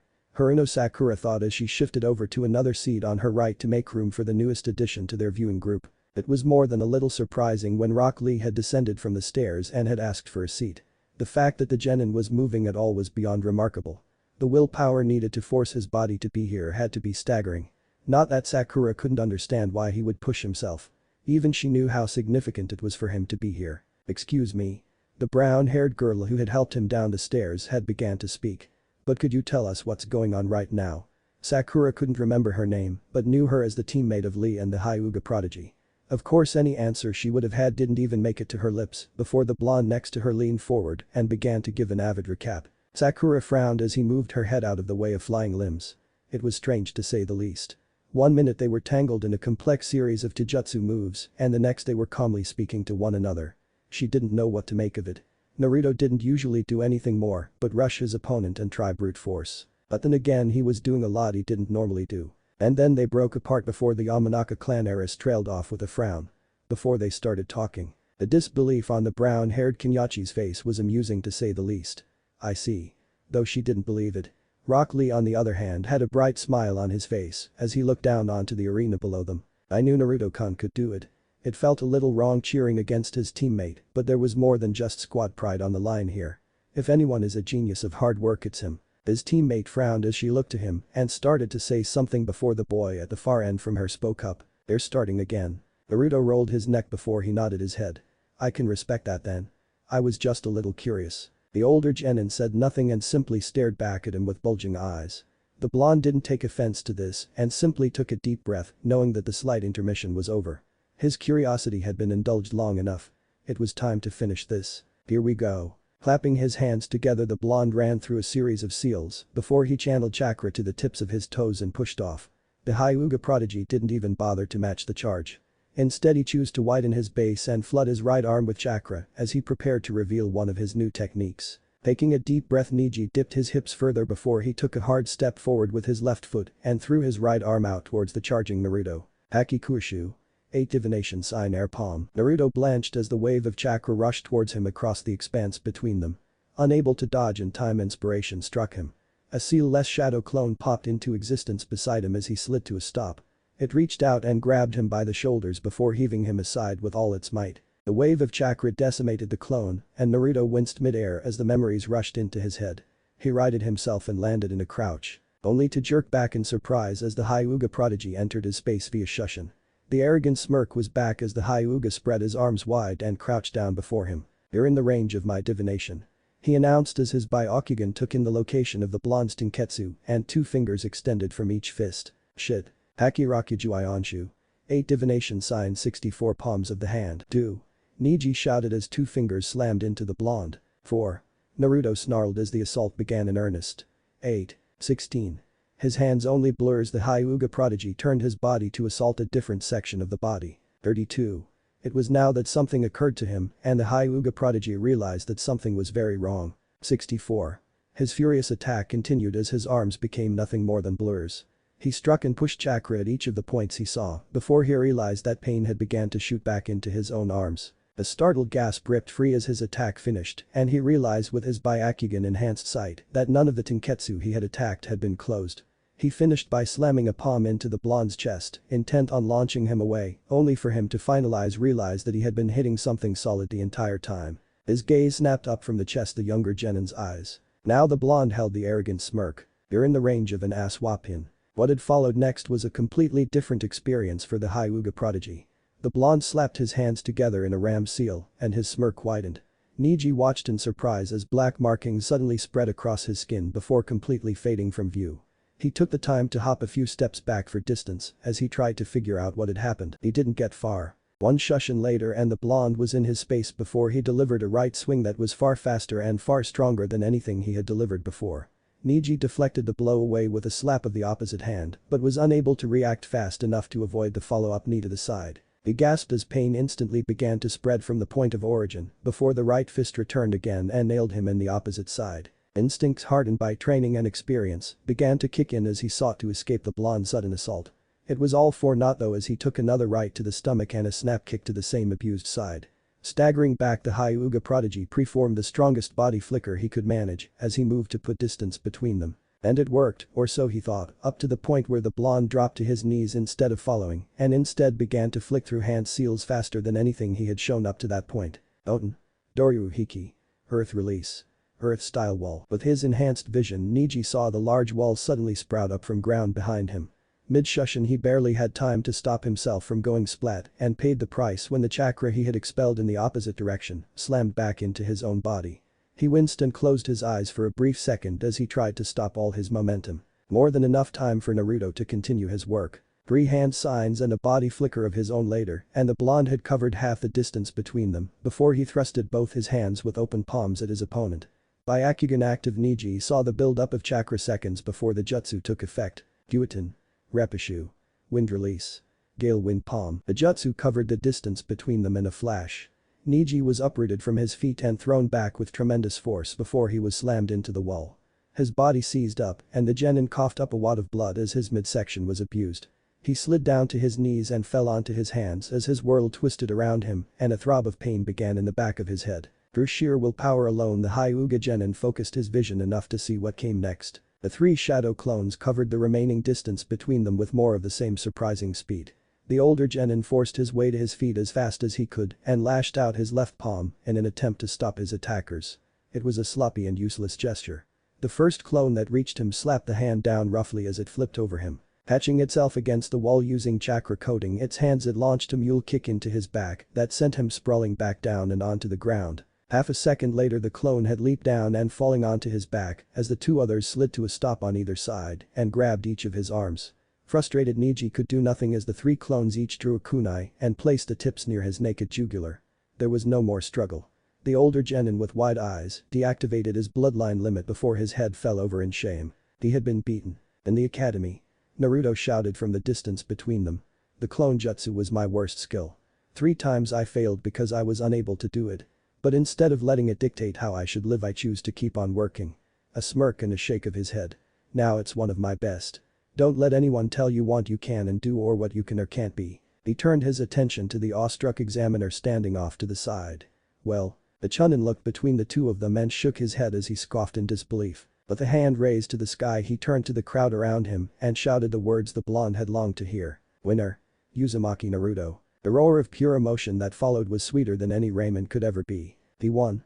Yamanaka Ino shouted in disbelief, her facial expressions matched. That idiot actually won. Aruno Sakura sat in equal disbelief as she looked down onto the arena floor below them. The abundance of noise around them keeping her thoughts from properly forming.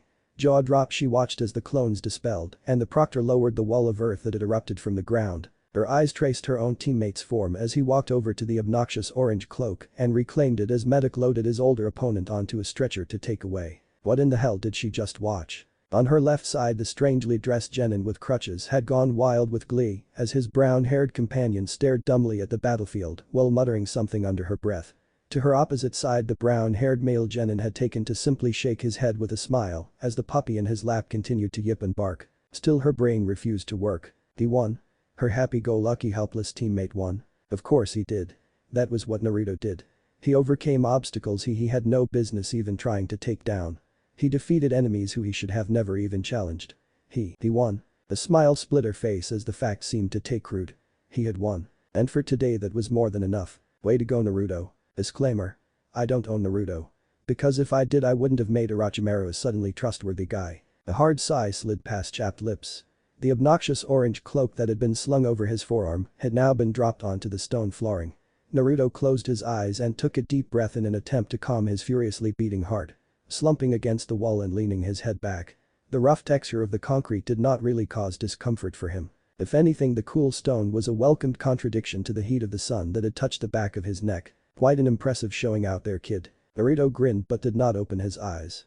Instead he simply rolled his head sideways and rested his cheek against the concrete wall as he faced his head towards the man. Jiraiya began to descend the steps from the first landing towards the ground floor. His eyes focusing on the boy who stood against the wall. A small bead of surprise gleaming in his eyes. I had no idea that someone could learn so many techniques in such a short amount of time. Only a month and a half after all. Naruto shrugged as he rolled his head back to the proper alignment. We cheated. Jiraiya stopped 3 steps from the boy's position. A frown of confusion lighting up his face as he regarded the genin before him. Cheated? He was forced to ask. How? My seals. Growth hormones. Naruto replied with another sigh as he raised his arms above his head and stretched. Proteins and the like. Also used my chakra to forcefully rebuild my muscles overnight to help recover from physical exertion. It's a counter to your seals that seemed to work rather well. He grinned. To be honest we didn't come up with. He just noticed my muscle tone was seemingly getting larger by the day. I was always fresh for the next session and so we put 2 and 2 together and got the Kyuubi. Jiraiya nodded impressed but still confused. Isn't that a little dangerous though? The Sannin inquired. My seals draining your chakra, then this drains your chakra and your training. You would be wiped out every night. If I was a normal person. Naruto disagreed. But I'm far from that. But I do sleep rather soundly at night. Still. With your exposure to the Kyuubi's chakra reserves rather limited right now. Don't worry. Naruto reassured. It was a one-time thing due to the time restrictions. I won't need it anymore. From here on out I'll grow physically on my own power. Ah. Good to hear. And the ninjutsu? Shadow clones. Naruto explained to him. That took up the largest bulk of my chakra daily to tell the truth. About 20 clones a day split up to working on 2 ninjutsu. Of course none of them are nowhere near the level of being mastered, but I'm farther along than most my age would be. First I got to an above average level of chakra element manipulation, first half of my main 3 really, and that helped out to learn the ninjutsu. From there it was just repetitive work to get it battle ready. To be honest most of my time away from you was spent working on fixing my taijutsu and learning to keep track of faster opponents. That's how I was able to easily counter what he was doing when forced into taijutsu encounters. Your little seal trick also helped me to keep up physically and helped my speed and strength. All of this along with summoning technique you learned. This time Naruto did open his eyes. Rolling his head back around to look at the Sannin. A raised eyebrow. You know about that? Yep. A grin of his own popping up. Trying to keep it a secret. I was. Naruto admitted. After all it was you who forced the idea of keeping a few things out of the eye of the public. Of course I did. Nodding as if he was wise with chest puffed out. A famous ninja is a soon-to-be-dead ninja. People purposely develop counters for it. Like the Hyuga boy did for your shadow clone usage.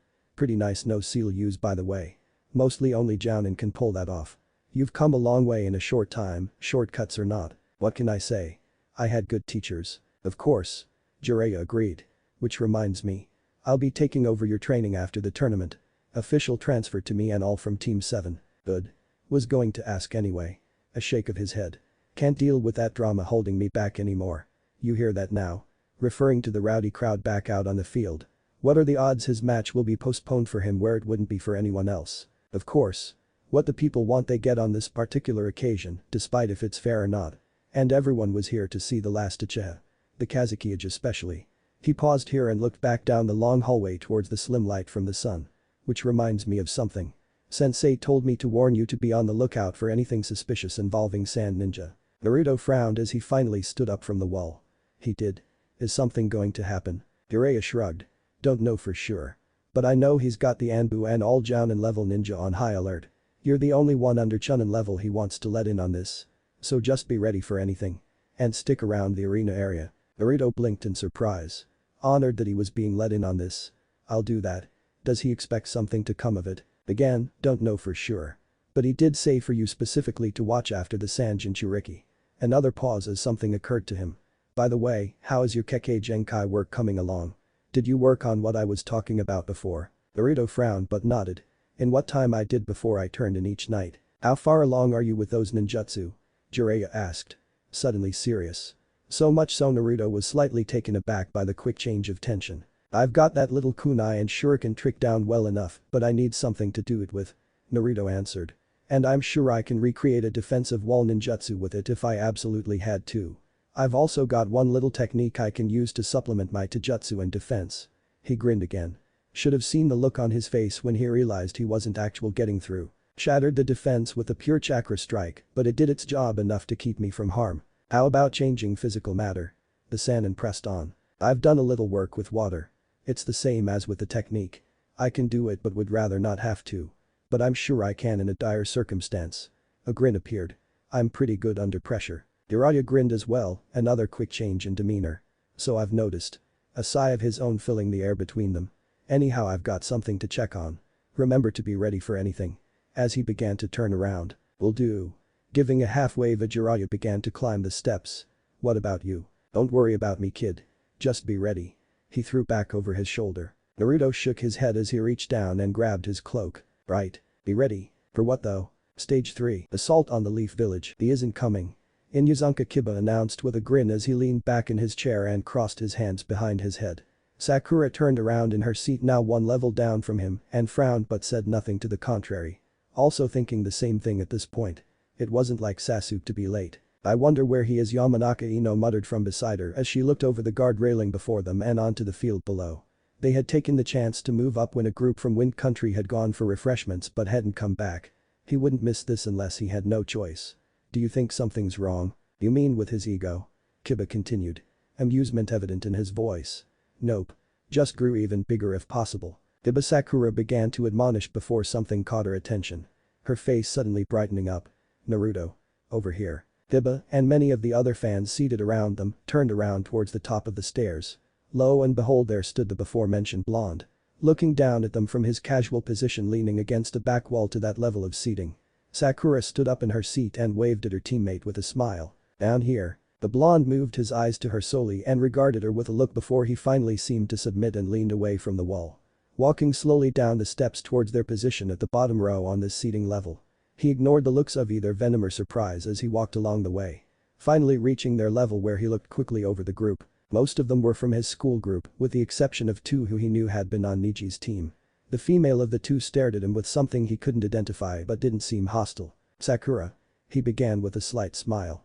Slightly surprised at himself for his lack of an enthusiastic opening. How have you been? Great. Come sit down. Looking so much more relieved than he had originally expected.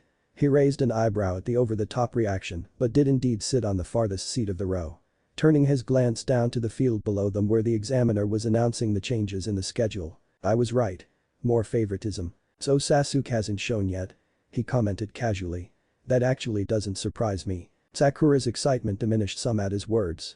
But still she could do nothing but shake her head in disappointment. No. Naruto turned his attention back to her and noted her displeasure at being reminded but said nothing to take it back. Instead he chose to focus more on the other faces surrounding them. Hinata, Kiba, Ino, Lee, the girl he didn't know and Chaoji.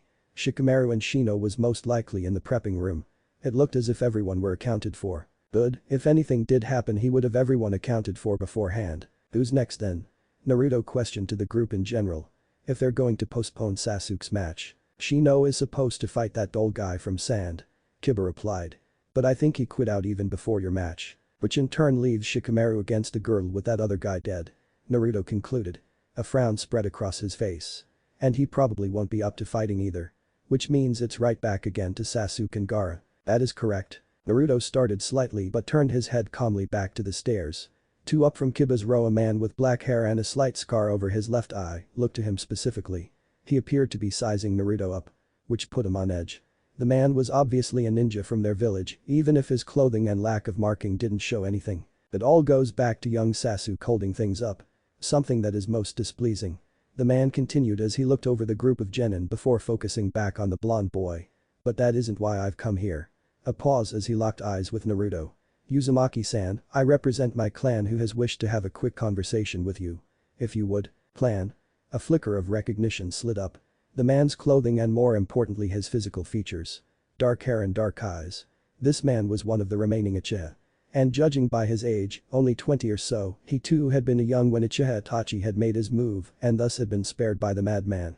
But why would he be looking for him? Despite the sudden sense of nervous tension around the group, Naruto rose up from his seat and tied his cloak around his neck before nodding to the man. The Uchiha promptly took to turning around and walking back up the flight of stairs.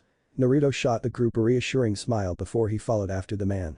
Let's see what this is all about. Haruki. The aged samurai turned his head to the side where the daimyo of Fire Country sat. The country leader with his long black hair watched as the crowd outside of the press box began to argue angrily about the hold-up in the matches. The Chunin exams had always been some of his favorite events, but even he could not concentrate fully. Other things on his mind at this point. That was him. It'd not be a question but a statement. Haruki, dressed in his traditional samurai armor and with katana strapped to his side, nodded his head. Yes. The fox demon container. Minato's child. The daimyo continued on. His eyes glancing the left side of the stands where the boy had exited the field in hopes of finding a flash of telltale orange. Indeed, sir. It had always been considered a tragic story in private settings around the palace. The long-lost child of the firstborn son. Or rather instead of long-lost it was more of the unwanted child. Everyone there knew the boy was in Konoha. But they did not know why he was kept there instead of with his family. They did not know of the burden he bore and his unrecognized parentage. Haruki himself had many a times wondered what the boy had been like if he had indeed managed to survive the onslaught of negativity that the village was sure to throw at him. Obviously he was doing more than just fine on his own. A strong child indeed just like his father had been. He has grown up in an interesting way. The daimyo continued. I've heard rumors about his attitude. The trouble he gets into. Yet Sarutobi assured me in our meeting some weeks ago that he knew of the burden he bore. Tell me how someone can seem so happy and cheerful despite having everything against him. Haruki shrugged. I don't know, my lord. I myself would have went insane a long time ago. But ninja are masters of deception. Perhaps it is simply just a facade to hide his pain. A brilliant one at that. I wonder if he knows about his heritage. I assume he would. Haruki answered. I doubt Sarutobi would keep that sort of thing from him. The real question here was how he felt about it. The daimyo seemed to concur with this line of thinking. His memories pulled up the image of his young nephew, who seemed to have passed on his unusual bright blonde hair his son. This was all he had of his family now. I wished to meet him after the exam. It was finally time. For too long he had put it off. Make it so for me. Haruki bowed. Certainly, my lord. The luxury boxes of the stadium were indeed something to behold. Closed off completely from those around them save for the small opening between the room and the floor that served as the viewing window. Naruto stepped into the room and began to glance around. 3 people. 2 adult and 1 teen. Along with 2 Anbu guards standing outside the door who had no doubt been visible for extra security. The man who had let him in took a seat near the opening in the wall as the crowd began to suddenly roar. A quick glance outside before he nodded to the women seated next to him. Sasuke has arrived. The woman didn't say anything but instead nodded before turning her attention on to Naruto. He stood still despite the nervous energy that was running through him. Naruto didn't do nervous very well. It made him twitchy. Twitchy Naruto was bad Naruto. Clumsy Naruto. So you are Sasuke's teammate. The woman finally spoke. She was dressed in a rather fine kimono and had her black hair rolled up in a bun. Despite her delicate appearance, Naruto could feel the nervous energy she projected as current clan leader. No doubt she had simply been found to be next up after the massacre. Sasuke would probably be the rightful heir. Yes. He's my teammate. Naruto replied quietly as he tried to focus his attention away from the sounds outside. His eyes locked onto the woman's. Now that he had the chance to look more onto her, he could tell she was a civilian. That made him think about just how many ninja the Uchiha clan had left. The man was obviously one. And the other girl. A quick glance over to her. She was indeed wearing the proper gear and a Chunin vest. Also a ninja. But Sasuke made it seem as there weren't even this many Uchiha left. Let alone those serving as village ninja. He has spoken of you several times before. She continued. Her voice light. He seems to hold you in high regard. As if on cue another loud roar from the crowd rang out. No doubt the home favorite was doing okay. This was an honest surprise. Naruto's face went blank as he blinked. Sasuke thought of him as a rival. Sure, he had said that to the Uchiha boy many a time before. He still never thought that the idea would be shared between the two of them. To think Sasuke had always considered him a benchmark. But why was the real question. I wanted to ask you if you knew where he would be. But that seems useless now. Considering who your Jounin-sensei is, I can see why he was so delayed in getting here. It's a good thing they allowed for extra time though. It would reflect badly on the clan if our future leader didn't even turn up to the finals of his very first Chunin exams. And that is something we can't afford to have right now. Naruto remained silent as he stood unsure of what to say. He could understand her point though. But that said, I must admit I find you very interesting, Uzumaki-san. Sasuke made sure to note you several times as a ninja with very little real skill, despite an obvious amount of potential. And yet you certainly didn't show little skill in that match of yours. Curious. But that is a situation for another time. I'm sure you'd rather be with your last teammate on cheering on Sasuke at this moment. As if to reinforce her point, the entire crowd outside took a stunned gasp as a collective. Yes ma'am. Naruto answered truthfully. The situation was very unnerving for him, and he would indeed much rather be down watching Sasuke's match, if for no other reason than to scout both of his possible opponents for the next round of fighting. Then I suppose I should let you go. But we will meet again, Genin Uzumaki. Her words were a promise instead of a suggestion. Again Naruto chose the smart thing and stayed quiet. Go on then. I'm sorry for wasting your time. Naruto bowed at the waist before he turned and exited the room as one of the Anbu guards held the door open. Slowly releasing a pent-up sigh once he had been a safe distance away. That had been far harder than he thought it would be, but in the end it was nothing that he couldn't handle. Still, it would probably be a good idea to have Jiraiya teach him a little bit about politics. He blinked. Feathers. What was with the feathers? Crap. Jinjutsu. In all honesty, as foolish as it sounded, Sakura had forgotten just how famous her Jounin-sensei was. The mission to the Wave Village had been well over a half a year ago now. And before that she had simply seen the masked ninja as a competent if lazy shinobi. And despite the level of combat he had shown on the way to the now legendary bridge, she had again began to see the man as a lazy but skilled shinobi. Gone was the awe that had resounded through her bones as the A-rank Nuke Nin spoke of her teacher in such a respectful manner. But she was quickly reminded of just who the copy ninja was. The Jinjutsu had been overcame and she shook her head as she arose from her seat. The world all around her already in chaos as hidden ninja from both sides began to clash amongst the civilians.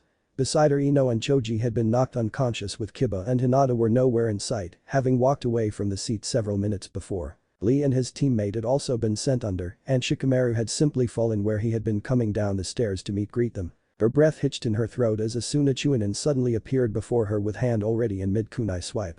Kakashi came through the air like a hawk with a meal in sight, his speed far outclassing even her chance to breath. The Chunin had slipped back down and over the railing and onto the stands below with a slit throat. Kakashi twirled the kunai along his right index finger before stopping it in a stabbing grip. His one eye quickly scanning the area behind her before it locked onto hers. The hard look in his eye was an even greater reminder of the kind of shinobi her sensei really was. A killer through and through who had made his name in a time during war. This was not chaos to him. It was a day at the beach. Sakura, where's Naruto? His voice was tight and controlled despite the seriousness of the situation around them. She swallowed hard and forced her eyes away from the carnage and mayhem around them. Instead focusing on her Jounin-sensei and struggled to find her voice. I don't know. To even her own surprise, a hand darted down and removed a single kunai from the pouch strapped to her thigh before it began to hold it steady in what had just a second earlier been a shaking left hand. A member of the Uchiha clan came about 5 minutes before you got here. I think they wanted to ask him where you and Sasuke were. This obviously was not the answer her teacher wanted to hear. His brow creased and his mask tightened around the lower half of his face. Displeasure clearly written in his lone eye's gaze. Sakura forced herself to ignore Guy's shouts of dynamic power and focus her attention on the task at hand. What should she do? It came to her and she began to move again before she could stop herself. She leaned over to the side and focused her flow of chakra into her friend's body. Ino's eyes slowly fluttered open as the girl had already moved on to the next genin. Kakashi watched this with half attention as his mind began to race. Sakura. The Yamanaka heiress began before her mind caught up with the situation. She nearly squeaked in surprise but quickly rose to her feet. What's going on? Sand and sound are attacking us. The pink-haired girl answered as she moved to Choji. Again surprised by how calm she sounded. Even amongst the chaos around her she managed to keep a cool head. It's what Sasuke and Naruto would have done. Help me to wake the others. Damn it. Kakashi's sudden outburst stopped her hand short of the round genin. Her eyes head snapping around as her eyes darted towards where his head was pointed. A sinking feeling forming in the pit of her stomach as she watched her crush rush after the trio of Sand Genin through a hole in the arena wall. This is not good. Not good at all. Sensei. She began before she could stop herself short. Where is Sasuke-kun going? To his death. The Jounin replied grimly as he tightened his grip on his kunai. Sabuka no Gara is this isn't good. He was no doubt the Sand's trump card in this little operation. And now he's run off to regain control of his mental prowess. If he comes back it's going to mean bad news for us. But there's nothing to be done now. And Sasuke will be fighting 3-on-1. Not to mention I have no idea if Naruto is dead or not. He's not dead. Sakura found herself blurting out as Ino took over for her and reawakened her teammate. I saw Naruto before sensei. During the exam. She swallowed as she stood back to full height and gave her Jounin sensei a look of determination that she was not even sure she could make. Naruto has always been an idiot. But he's always been able to take care of himself. And he's gotten good. Really good. He beat the Neji guy with only a little trouble. I know he's around here somewhere fighting. Kakashi seemed to take these words to heart despite the ever-growing frown on his face. In a flash of hand movement the Jounin used the tip of his kunai to prick his finger and formed a few hand seals before he slammed his hand onto the ground. In a puff of smoke a small dog appeared complete with a little hit I ate. It would have been rather cute if the situation had not been so dire. It shook its little head before turning its attention back to the Jounin. Yo Kakashi. It glanced around before its maw made what looked like a frown. You piss someone off or something? What's with all the fighting going on around here? Suna and Odo are attacking us back in. I need you to take Sakura, Tenten, and Shikamaru after Sasuke. I'll find Naruto and send him after you as soon as I can. Can you do that? The little pug suddenly became serious and raised its paw in a salute. Can do. It turned its body around and looked to Sakura and the now busted Shikamaru who grumbled as he rose off the ground. Come on kids. We don't have all day. Follow me unless you want to stay here and die. The two genin exchanged quick glances before nodding their consent. The little dog began to scurry away. Hopping on the railing and running off with the two genin in tow. Kakashi watched them go for a moment before he turned his attention back to the last two genin capable of movement. Come on. He ordered to them. We have to find Naruto. It was unnaturally surreal in its nature. He had been up against overwhelming odds before and had refused to back down. He had chosen to stand where most others would have rather cowered in fear. But still each time for his brave speeches and bold declarations, the panic that had run through his body was a constant reminder that he could die at any moment. That he would die at any moment for even being out there. This was nothing like that. For as many more experienced and high-level enemy ninja that assault the arena, he could not bring himself to feel any panic. Instead an unnatural sort of calm seemed to descend over him. And as he slipped past punches, ducked kunai, and dodged ninjutsu the words of the old hokage brought themselves back to the forefront. It's not always the shinobi with the fastest hands or even the biggest brain that wins the battle. But rather in my experience I find it the one with the greatest will and the most experience that wins.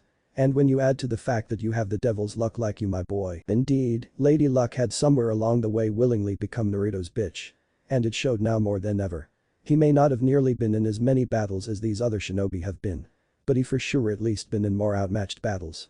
Battles where he should have died a long time ago but still found a way to preserve. Being on the lower end of the scale had become sort of a constant to him. But now that he had some actual skill to go along with his luck, goddamned brat, he would more than make do. Naruto spun around as the Suna Chunin descended onto him. The man had launched himself into the air with a kunai extended for the kill, aiming for the throat. But to Naruto's eyes he moved like a snail through water. Naruto had seen the likes of Mamachi's Abusa and had a Kakashi battle on the waves of the sea. He had seen the awe-inspiring speed of the legendary Snake Sannin as he ran circles around everything they threw at him. He had seen the pure brute power of Rock Lee's Celestial Gates. He had seen an incredibly long list of ninjutsu from the old Toad pervert. And most importantly he had seen the technical mind and jutsu combinations of the man who had once been regarded as the professor of shinobi. Compared to those feats in ninja anyone that stepped up to kill him was nothing more than a nuisance, despite how much skill and experience they had at their disposal. The blonde stepped forward and grasped the man's bicep as he fell. Turning and launching the man over his shoulder. His hands moving in ways that they had never before as they reached down and whipped free one shuriken each. The two ninja stars hit dead on, one in the head and the other in the chest. He was dead before he had even finished hitting the round. Naruto didn't even care to look though. This was the third one he had killed. And most surely wouldn't be the last. He knew luck had more than something to do with the fact that he hadn't come up against any major threat like an enemy Jounin. But he was not one to complain in this situation. He simply focused on trying to stay alive and help as best as he could. Like a well-practiced ballroom dance the boy flashed forward into a myriad of movement. Adrenaline and confidence propelling him in ways that he had never even dreamed of reaching in actual combat. A kunai in each hand as he dipped low past one of his fallen comrades. He was on the sound ninja before he could even comprehend he had defeated his first opponent. Right hand firmly grasping the kunai by the handle and jabbing it forward. The sharp iron easily slid through the muscle tissue in the front of the throat. Always aim high. That's what Jiraiya had taught him. A short tug pulled the knife free before the man even began to reach for the wound. And in the nick of time as he pushed up with the tips of his sandals and propelled himself in a hop backwards and out of the path of 3 shuriken. He stuck his right foot back and pivoted his body in that direction. The next sound ninja was barreling down on his with right arm outstretched, a gauntlet like Dosu had worn attached to the forearm. The blonde had already seen this movie before and wasn't in the mood for reruns. He bent his knees and kicked forward in one swift movement. The speed catching even him shortly by surprise as he slammed his 2 knives forward, hitting home in the man's ribcage before he could even begin to swing his arm. They fell in a heap with Naruto leaning over him. Another tug and both knives pulled free of the bone and blood. He was stepping onto his feet again and moving on to the next one before the man could even begin to cough up blood. And so it continued like this for a while.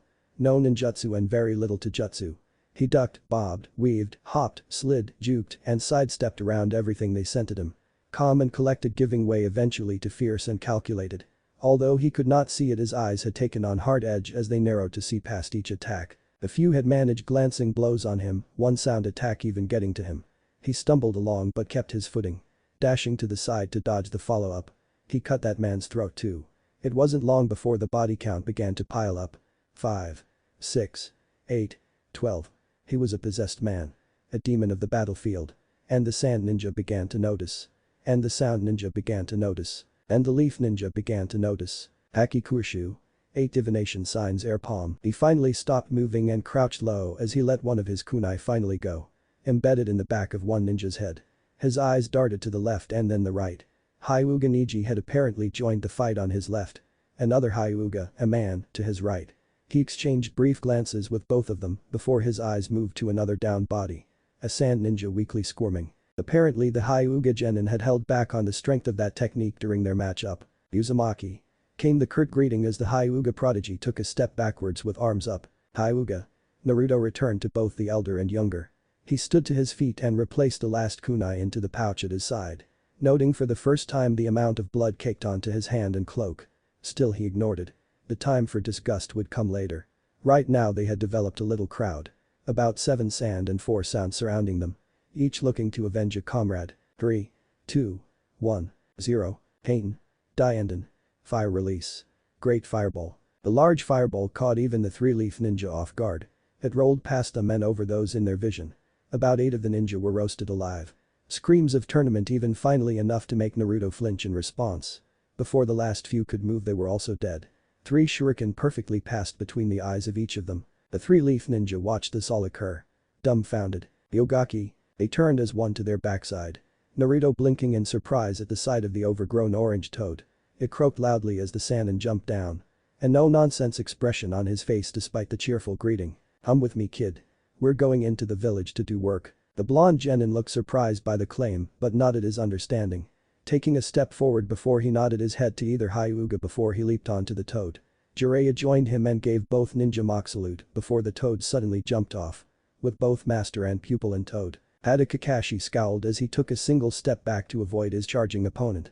Behind him the 2 genin of Team 10 stood with wide eyes and sweating palms as they each tightly clutched a kunai. They watched as the Jounin sensei of Team 7 calmly evaded his newest challenger before a simple academy bushin allowed him to slip past the man's guard and slam a knife up to the hilt into his spinal column. That had been the 10th enemy combatant to rush his little trio in the past 5 minutes. It was getting frustrating to say the least. All around the group battles raged out onto the street as the evading sound and sand forces clashed with the home team of the Leaf. His single eye glanced about the chaos around him and noted with pride that the Konoha ninja were more than holding their own. Even with the advantage of surprise the invaders could not get a strong foothold. But that in mind Kakashi's thoughts turned back to the task at hand. It was imperative that he join the village defense, but at the same time he had a personal duty to uphold. Then there was the fact that he just sent 3 young genin against a force they couldn't possibly match up against, but there was nothing he could do at this point. The only chance they had was for the assault to be repelled before the ninja of the Leaf could turn their attention to the possible threat the sand container posed. And the best way he could see them surviving in the meantime was to stick together. "Where the hell are you, Naruto?" he thought as his gaze scanned the battlefield for any sign of orange. The hard and cruel shinobi in him said, with cold logic, that his last genin was long dead. Genjutsu had never been Naruto's strong point, and so his first thought was one of the boy falling prey to the opening attack. In that likely scenario, the best he could hope for was that someone had taken pity on the boy and left him lying asleep on the cold stone floor of the arena. An idea that was all but dashed when he had checked the surrounding area. The leaf shinobi in him, however, had a different view of things. It saw the fierce emotion reflected in his young Kinyachi's eyes and found hope in her words. Perhaps Abisu had managed to teach his young genin something worth of value. He would readily admit that he himself was only a marginal teacher, but where he could easily fail, a man like that could no doubt get through to a boy as wild as Naruto. Maybe, just maybe, Naruto had learned enough from the strange special jounin that he had been able to avoid the opening genjutsu and was instead managing to survive around the makeshift battlefield using his natural cunning.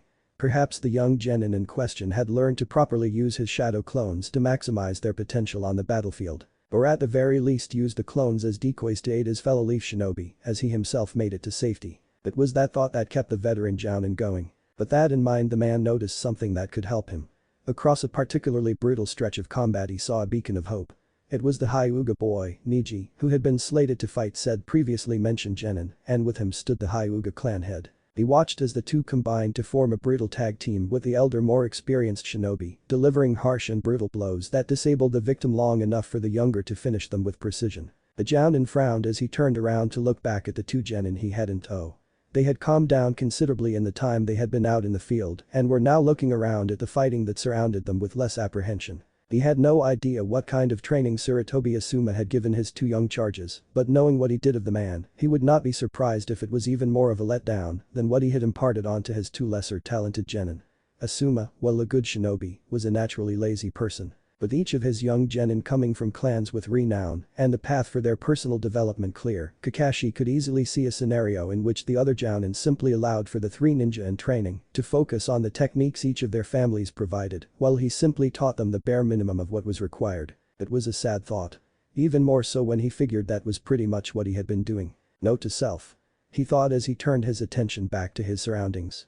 When this is over, I'm going to work my own genin to the bone. But that was for another time. Right now his best bet at finding out the fate of his last young shinobi was across an expanse of pure violence. One he had to navigate while safeguarding the lives of two other less skilled and less experienced ninja. It would be difficult to say the least and would require a fair amount of skill to make sure everyone got out of the safe and in one piece. But that train of thought fixed, the jounin calmly reached his right hand up and pushed his forehead protector to the side. His now open red eye instantly began to help him analyze the situation at hand. Yes, it would be difficult, but luckily for them he wasn't called a copy ninja for the sake of it being catchy. With a deep breath, the leaf jounin turned his attention back to the young ninja that had followed him this far. Listen up. He barked and immediately regretted it as the two genin jumped at the tone of his voice. We're about to get into some heavy fighting, so I need for you to do whatever I say. The two genin nodded as they stared at his mismatched eyes with their own wide. He ignored it as he gestured with his head to the dense fighting up ahead of them before he once again glanced around them to make sure the area was still clear enough for him to speak. We're going to be going over there to the front of that shopping area. The Hyuga clan head is there and may need some help. After we secure that section, I'll be asking for his help in finding Naruto. It shouldn't be a problem at all for him to hunt Naruto down using his Kekkei Genkai. But in order for this to work, I need to make sure you two are safe. That means you'll have to stay with me at all times so that I can protect you. Got it. They nodded their understanding as they glanced in the direction he had motioned in before. The boy, the Akamichi, grimaced at the sight of it. However, Kakashi's surprise, the young Yamanaka, simply took a deep breath before she gripped the kunai in her hand tighter. Maybe he had done her a disservice in writing her off as simply another fangirl pretending to be a ninja. Maybe there was hope for them yet. Alright. Let's go. Kakashi declared as he set out at a brisk pace with the two genin in a trailing position. With any luck, the Hyuga clan head could help locate the wayward blonde. And at the very least he could tell him if his genin had been cut down or not. Ogaki.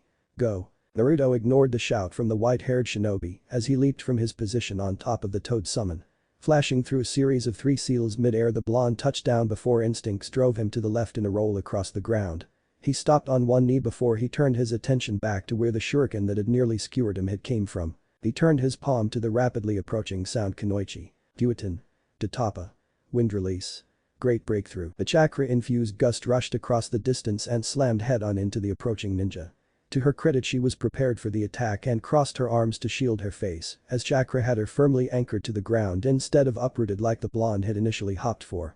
Still, he made do with what he had and launched forward into a body flicker. He came out of chakra transit and slid to a stop beside her as he kicked up dirt in his wake. The Kenyachi reacted with instant violence as her hand snapped off a quartet of senbon at close range. The blonde shifted his body and grimaced as the metal needles entered into his body but didn't stop in his movement. Before her arms could begin to pull back, he had entered her space with the force of a hurricane. A strong hook with the left hand nearly leveled her as he transitioned it into a spinning elbow with the right. His opponent fell with her bell rung and he dropped his right knee into her stomach as he pulled free the blood-stained kunai and slammed it into her throat in the same motion. He leaped away from the already dying body as the Toad Sage hopped down to join him. He glanced at the now dead sound ninja in surprise before his face hardened. He gave the blonde a measured look before he nodded in what seemed like appreciation before he gestured with a hand to the new wounds the blonde sported. Naruto reached up with slightly shaking hands to each opposite shoulder before he pulled them free with a savage yank that surprised even him. The red-hot pain that flowed through the points of entry would have made most grimace. Not him. Besides, he had taken far worse from the needles before. Those poisoned? Jiraiya inquired as he gave a quick search around them. There were no enemies around them right now.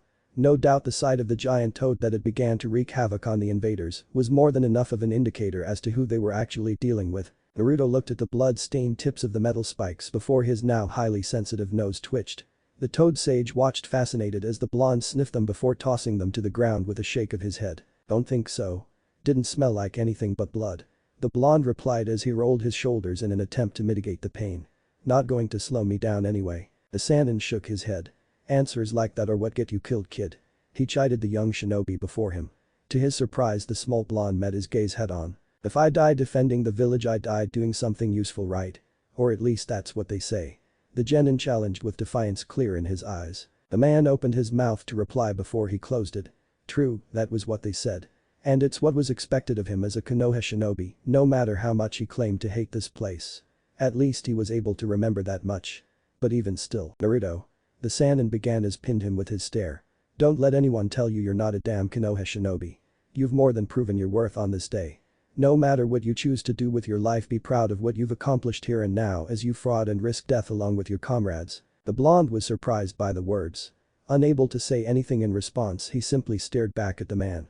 That seemed to be more than enough as Jiraiya smiled at his new student before he nodded as if finding something he had been looking for. I'm going to go up to the tower and see if I can't do something about that barrier Orochimaru has erected to keep the old man trapped. In the meantime, just keep doing what you've been doing, kid. Remember what we taught you and you'll be fine. The smile widened. You've more than proved you can handle your own. Good luck. It was all that he said before he body flickered away and left the blonde on his own. Naruto stared at the spot the sage had just vacated for a few seconds longer before his eyes flickered around to their surroundings again. With a deep breath, the blonde pulled his cloak closer to his body before he took off into the direction of the closest combat he could hear. The Toad Sage was right. He had more than proved his worth on this day. Now he had to make sure everyone knew it. The sound shinobi was dead before his mouth even opened to scream. Hada Kakashi watched a body drop to the ground in front of him with a mixture of a disappointment and annoyance. These Odo shinobi were quite frankly pathetic. They had no real tactics and did a horrible job adjusting the few strategies they did have during real-time combat. What they had in numbers they lacked in actual skill. They fell painfully easy and had no real differences in terms of ability. They were the exact definition of cannon fodder soldiers. Sounds like Orochimaru.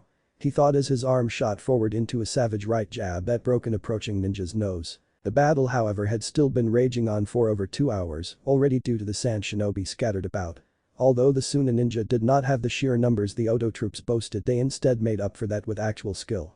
They were organized and efficient. Many used debilitating poisons, and their natural wind ninjutsu affinity made them the perfect counters to the many fire jutsu users Konoha deployed. In short, a battle that should have been very easy was instead very difficult. Kakashi tossed aside his newest kill as he stepped forward to meet his current objective.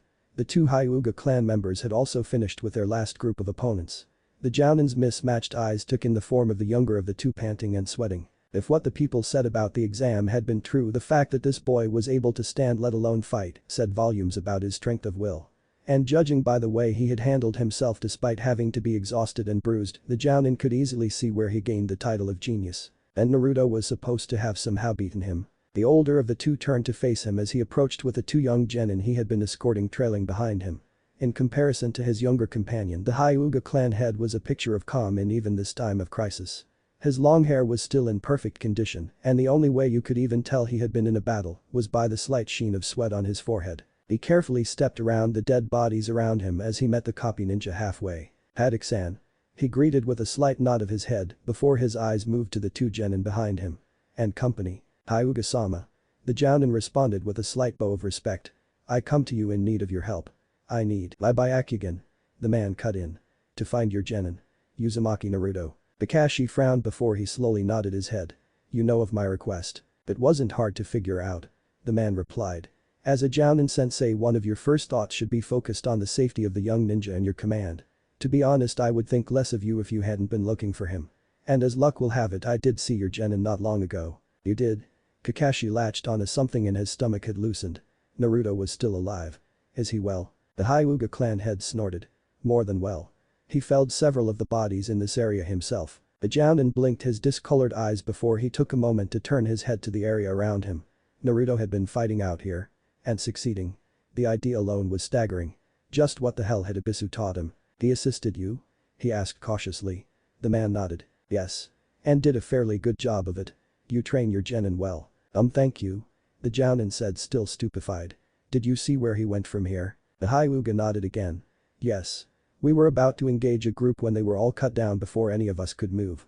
Then the boy was pulled away and taken to another area. To where I presume another part of the battle had been going on." "Taken?" the jounin questioned. "Taken by who?" "I believe it was Jiraiya-sama." The Hyuga responded. "He's the only one I know who can use toads as a summon." Kakashi stood dumbfounded for the third time in the last few minutes. Jiraiya. The Sannin was here in the village. And had taken his genin off somewhere to help with the fighting. What the hell? They seemed to know each other. He called for Uzumaki and the boy went without question. Then they left with the toad due east. I believe that's where the bulk of the fighting has been going on. Kakashi forced his lower jaw shut before he nodded slowly. "Thank you for your assistance." He didn't know what else he could say. "It is of no problem. But I must ask if you've seen Yuhi Kurenai anywhere?" the man inquired. Kakashi nodded. "Yes, she stayed along at the arena to better protect the civilians." A thought occurred to him. "I believe both your daughters were among those that were being escorted away to safety." Something passed by in the man's eyes that Kakashi assumed was relief. "Thank you, Jounin Haddock." He nodded his thanks to the man. "It is no trouble, Hyuga-san. Now if you'll excuse me, I have to find my genin." "Good luck to you." the man said as his eyes took on the unique bulging veins of his Kekkei Genkai. Kakashi said nothing as he set off in towards the east without even checking to see if the two genin he had been with were following along. Jiraiya had taken Naruto away. And knew him personally. It occurred to him that perhaps the man had heard enough about the boy or had seen him during the exams and had wanted to make sure he was safe. Maybe he had moved Naruto away to a shelter so that he wouldn't be hurt. Or maybe they had met at the ramen bar the blonde frequented. Or maybe. Kakashi started as a thought form. Just maybe Ibisu hadn't been the one teaching my genin at all. That was another idea, one that made more sense the more he thought about it. Nevertheless, he wouldn't get any answers here. The best thing for him to do would be for him to get the story from the source. So with that in mind, he took to the rooftops and dashed off to the center of the battle. The gust of wind ripped across the rooftops, tearing shingles apart as it roared by. The blonde had been moving long before the jutsu had even been completed. A quick step back left the young genin with nowhere to place his feet. And so he fell down into the alleyway between the two buildings. As his fellow Leaf Shinobi were blasted away, he landed in a crouch between the buildings before he dashed out into the open streets. Chaos still reigned supreme around the Leaf Village as the invading forces pressed the attack. Naruto had long since lost track of how long he had been fighting. His cloak had been ripped apart by an enemy ninjutsu long ago and fatigue had begun to seep into his bones. Even he, with the Uzumaki clan's famed vitality, wouldn't be able to keep this up all day. And yet still, like the Leaf forces, he pushed onward, repelling attacks everywhere he could. The Sound Ninja came in waves with metal and technology at their disposal, while the Sand forces came by the dozen with experience and skill to their name. It didn't matter. All of them fell beneath the might of the Leaf Village. It was become more and more obvious. The Sand and Sound coalition wouldn't be winning this fight. That won't stop them from trying though. And he didn't necessarily blame them. He knew he would fight to the end no matter how hopeless the cause was. He could at least respect their determination. That didn't mean he had to take it easy on them. He came across another group locked in combat. 3 Sand Ninja and 2 from Sound up against 3 of his own. The Leaf Chunin were being forced back slowly as the combined forces continued to catch them off guard. Still they fought on in the face of defeat. The blonde winced as one took a kunai to the thigh before he was swarmed under a wave of shuriken. It was time to go to work. One deep breath later and a flurry of shuriken had flickered from his hands before a single seal changed them into a storm. The leaf ninja had seen him coming and had moved out of the path of the stars long before that. In response, the three sand ninja also evacuated quickly, along with one of the sound shinobi. The last, a sound Kenyachi, wasn't so lucky. Her back had been peppered with the metal before she could even figure out what had brought about the abrupt movement. A lucky flick to the back of the head ensured she was dead long before she knew what had happened. The remained sound ninja hand turned and met his advanced with one of the sand in his trail. The blonde focused onto the two and rushed forward to meet them. The sand shinobi overtook his comrade with ease and reached the blonde first. He was tall and long with a curtain of cloth covering his face. In 2 seconds the blonde had determined important things about his opponent in ways he never before would have imagined. He wanted Taijutsu to use his length and strength, so Naruto would give it to him. But the flash of chakra, a fierce burning sensation spread across his skin as the seals the toad sage had grafted onto him released. A sigh of relief slipped past his lips as his muscles unclenched and his chakra coils unraveled deep within his body. It was a dangerous seal, one the man had said came from his long-lost clan. Used to train the body to thrive by increasing the difficulty of movement and increase the strain of channeling chakra. If applied wrong it could kill a man. If sealed wrong it could suffocate a man. If released wrong it would blow up a man. He had taken much of his time to make sure none of the three options happened to Naruto. The blonde had taken them to heart. No one wanted to end up a human bomb. With a shift of his weight the boy pushed off the tips of his feet and exploded forward with nearly double his previous speed. The sand shinobi blinked in surprise before experience forced his body to compensate for the blonde's sudden increase in movement. His arms raised up into a cross block as the blonde leapt up and threw a kick towards his chest. Using the block as a base, the genin pushed off into a backflip and forced his opponent off balance. He landed in a crouch as the sound shinobi rushed past his comrade. The blonde forced himself back into a roll to avoid the burst of shuriken that preceded the newest threat.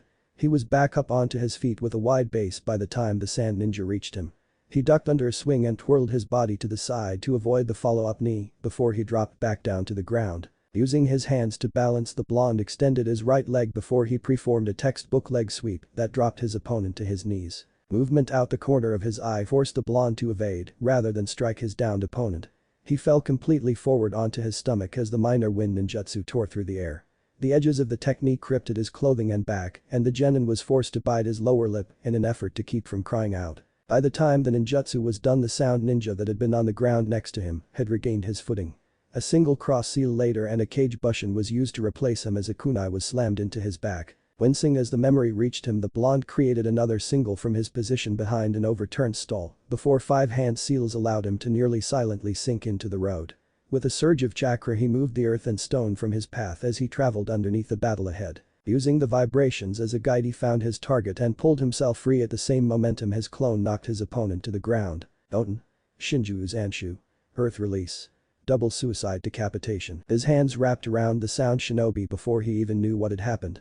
Another burst of chakra pulled his target down as he rose. The blonde pulled his feet free as the sound ninja had been buried up to the neck. A single motion of the hand pulled one of the blonde's few remaining kunai before he rotated his shoulders and used the downward momentum to slam the blade into the skull. Double suicide. The blonde announced as he leaped away to avoid more shuriken. He landed and immediately substituted with his clone as a second wind jutsu came bearing down onto him.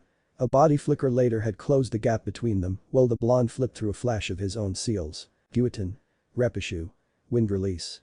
Gale wind palm. The 2 waves of wind chakra slammed into the unprepared Suna shinobi. He was launched from his feet and sent end over end as the powerful dual stream struck him clean in the chest.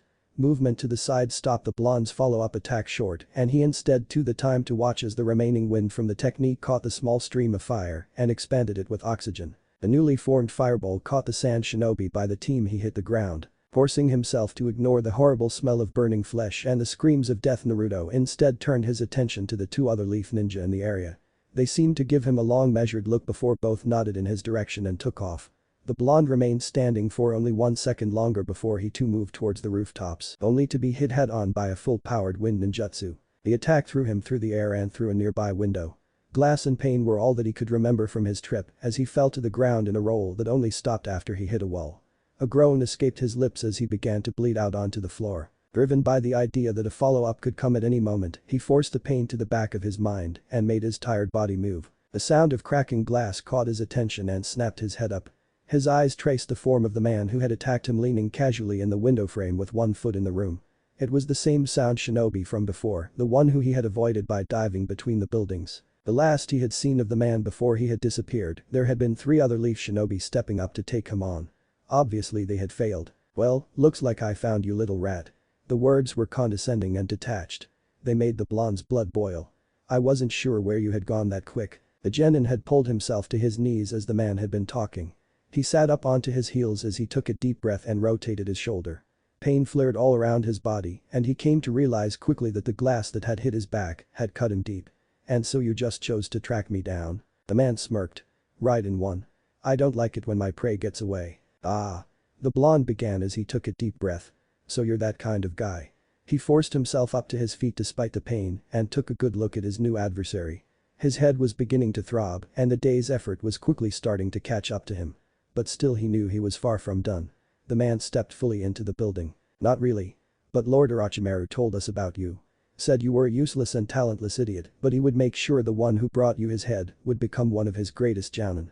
Naruto grunted at the words but didn't say anything in reply. Instead he thought about them.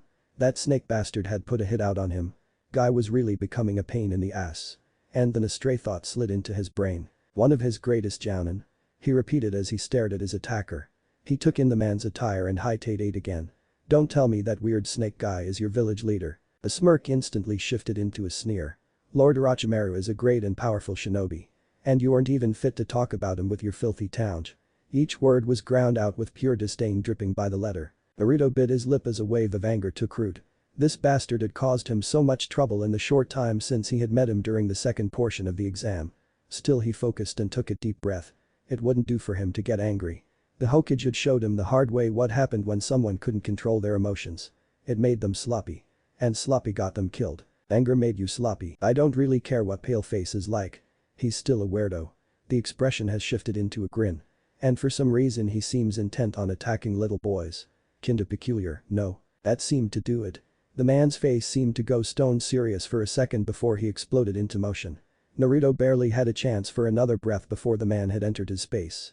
With wide eyes the genin tilted his head to the left to avoid the straight aimed at him. Ignoring the fist that slammed into the wall near his head, the blonde brought both of his palms up and slapped aside the rising knee to his right side. A quick left jab to the ribs followed by a right hook to the stomach gave the blonde enough distance to step free.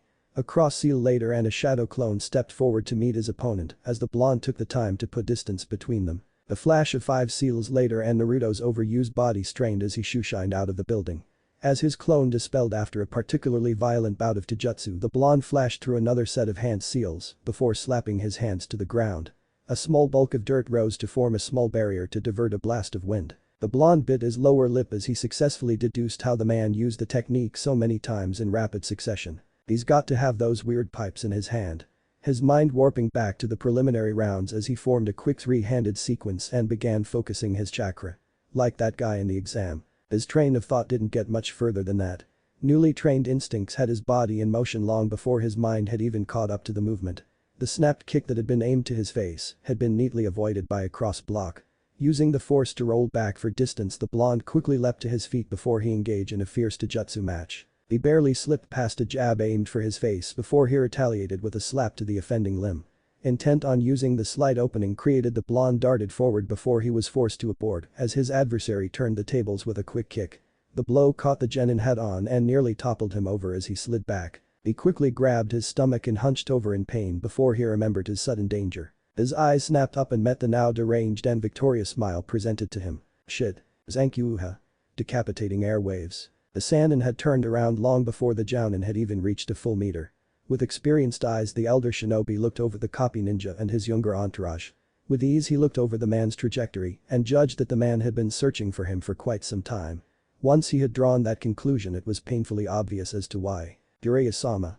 The Jounin greeted as he zeroed in onto him. "Haddock." The Toad Sage greeted in return before his gaze turned to the 2 genin behind him. "And company, sir," Kakashi said while giving a respectful nod of his head when he landed on the same building. Though the man was technically not his superior, it was still wise to give respect where it was due. "I've been searching for you." The sage nodded before he crossed his arms. "You mean to say you've been searching for Naruto?" He corrected calmly as his gaze moved back to the man. "I can see the distress on you." The Jounin frowned behind his mask. Yes, sir. I was informed he may have been with you. His mismatched eyes quickly glanced around the area for the telltale orange his young student usually wore. The Hyuga clan head said you took him with you. The sage nodded again. I did. And then I left him join the fight around here. He was doing well. The frown deepened. Sir, with all due respect, was that wise? Jiraiya scoffed. I've known Naruto for long enough to know he doesn't usually do wise. I found him already knee-deep in this conflict. And at any rate I hope you don't expect for him to sit around. Genin or not, he's a sole leader of this village, this country, and in a crisis like this, we need all the able-bodied shinobi we can get. I wouldn't call Naruto able-bodied, sir. The man countered. This isn't a good place for him. No place is right now. Jiraiya responded calmly. In case you didn't notice, this is as good as a declaration of war. We have to repel this enemy force. Shelters won't do anything to help him. And at any rate I didn't send him off to one for a reason. The frown now turned to confusion instead of disappointment. I'm sorry. Orochimaru. The man flatly replied. You don't know him like I do. He doesn't let anything to chance. The idea that Naruto could turn the tide of the battle alone with that is more than enough for him to single the boy out. Purposely avoided the looks of the young genin behind the man. Kakashi's expression cleared some. I know, sir. But even still I can't help but think that he's not ready. The sage cut in gruffly. I know that. But we're never truly ready for live combat. Experience comes from life, and from what I've heard Naruto already has more experience than most do simply because of the high-level battles he's been around. There are career chunin out here who have seen less dangerous foes. Hiding him somewhere wouldn't do anything to help. And at any rate there's a good chance Orochimaru will send his men searching for the boy purposely. That would put others in danger. There is a method to my madness, had a Kakashi. I don't like putting anyone's life in danger if I can help it. Let alone Naruto. I know that, sir. The Jounin repeated seriously. But if you'd let me finish I would have told you that I just didn't think this was the best place for him. Gesturing with his hands to the area around him. I've had the genin all band together to stay safe. I was going to send him to meet up with the rest. This time the sage was the one who frowned. Send them where? Out into the forest surrounding the village. The man answered. Uchiha Sasuke took off after Sabuka no Gaara and his siblings. I sent a force to retrieve him and then I intended for them to stick together. He went after the sand boy. The sage deadpanned. The unstable Jinchuriki. No one ever said he was experienced himself. The Jounin countered. I never actually explained what Gaara was to him. And at any rate I think the Proctor Genma ordered Sasuke after them. Damn it. The Toad Sage muttered as he thought over the words. Now what the Jounin had been saying was making sense. In the event the boy unleashed the Ichibi, the village would be in huge trouble. It would take time for him to make the proper channels to seal its power away. Time they didn't have. Unless something stalled it. As much as he loathed to even think it, protecting the village was a Jinchuriki's first job. And by extension Naruto's first job. It would be up to the boy to at least hold the Suna weapon back. The problem was that Naruto was in large part cut off from his own otherworldly chakra. Sure, the boy was capable of using it in a pinch, but it would take quite a bit of effort to summon it up, and even that amount would be minuscule compared to what the blonde usually could use. As it stood, Naruto would still become a smear on the ground if he tried to go up against the Ichibi. Unless, the realization hit the sage like a ton of bricks. Naruto was gifted, extremely so. Members of the Uzumaki clan each had a special chakra to go along with their legendary vitality and stamina, and as they had seen, Naruto's triple nature was especially special. With the ability of his Keke Toda, the blonde technically had the tools to dominate a prospective battle. He was actually the perfect counter for the unique sand techniques of the Suna Jinchuriki. But the main problem in this hypothetical situation was arguably the biggest one. Control. Naruto didn't have the proper control to utilize his technique to its full extent. That came from years of practice, even with the shadow clone method. And they just didn't have that kind of time right now. But still. He claimed once that he worked best under pressure. The sage thought. Let's see him back it up. If that's the case, then they'll need more than sticking together to survive. The man finally responded. I'll see if a certain someone has the ability to stop it. Kakashi's different shaded eyes widened. Do you think he can? I haven't seen him in so long, so I wouldn't know what he's capable of. He calmly ignored the two genin that stepped up to either side of him and began to look on curiously. The Sannin shrugged. I wouldn't know. But he'll at least be able to slow it down long enough for me to deal with it properly. In the meantime you should continue to search for Naruto. Last I saw he was heading east. He couldn't have gone far. The Jounin nodded. Thanks. Once I find him I'll have the genin rend of us together. Good. I'll keep it up here. Trying to find a way through Orochimaru's barrier. His face pinched at the thought alone. It didn't take genius to know that the man was worried about that particular problem. Kakashi did nothing to point that out and instead gave a mock salute before he turned his attention to the genin on the left side of him. The Akamichi boy still had the look of a frightened doe in his eyes but kept it together well enough. Alright group. One last push to find Naruto. He's around here somewhere. Once we find him we'll split up finally. The three of you will head straight for the arena and back through the hole in the open. Pakken knows he's supposed to leave a way for you to follow him, so the trail should be spotted easily enough. That clear? The two genin on either side nodded their heads resolutely before they both pulled out kunai. Kakashi smiled briefly at the small show of false bravado. Asuma had apparently taught them enough to never show your fear. With a flick of his hands the two fell in line behind him before he took off again in search of his wayward genin. At this point he could only hope to find him quickly before he himself reinserted his strength into the effort to end this nightmare. As a shinobi of the sound one became used to strange things. It was no secret that Orochimaru was strange. Even those who seemed to have a form of hero worship for the rogue leaf ninja were not blind to the man's actions. Screams of torment were a usual occurrence and more than a few times teams had been sent out to retrieve new test subjects for the man's work. There had even been rumors of those who had failed in specific tasks being used in experiments as punishment. Yes, one got used to strange things in Odo. But that did not mean one was always ready for sudden surprises. So when the dust and smoke cleared and the air began to die down, one could understand why the only idea that the sound shinobi could muster up being what? With wide eyes he watched as his younger adversary pulled down his crossguard and looked back at him with his now slightly darker shade of blue eyes. Their gazes met before the blonde stood at full height and rolled his neck. It was then that the Odo shinobi noticed something glinting in the late-day sunlight. Shoten. The blonde replied to the question softly. Kesu no Yoroi. Crystal release. Crystal armor. Shoten. The Odo shinobi muttered as he looked over his contender. I've never heard of such a release. Because of its rarity. Naruto responded as he took a slightly eased his left leg back and dipped his hips. I was worried it wouldn't form in time. I've never forced the chakra to take that quickly before. And to think it also stood up to your wind ninjutsu. I see. The condescending sneer was back. I'm sure my lord will reward me even more so when I return to him with your corpse. He so loves little tricks like this. The blonde grunted at the words before he raised his right arm and bent it at the elbow. He curled his fingers and brought his left arm into a fist at his side. A grin slid its way onto his face.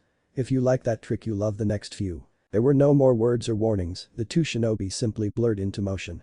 Naruto was in mid-body flicker by the time the wind technique roared free of the strange tubes and came out in a slit across the ground to the left of his attacker. Reaching a hand out as his momentum carried him by the blonde, grabbed a handful of the sound ninja and used his weight to forcefully turn his foe. The Odo shinobi was taken off guard by the sudden momentum and forced to spin bodily to the left. Ducking the last remaining currents of the strange ninjutsu, the blonde shot forward with speed that defied his age. In the time between blinks the blonde had closed the gap between them before he rammed his shoulder directly into his opponent's stomach. The Odo shinobi hunched over on contact and the blonde quickly stepped back before he grabbed both shoulders and used his weight to drop the man onto a rising knee.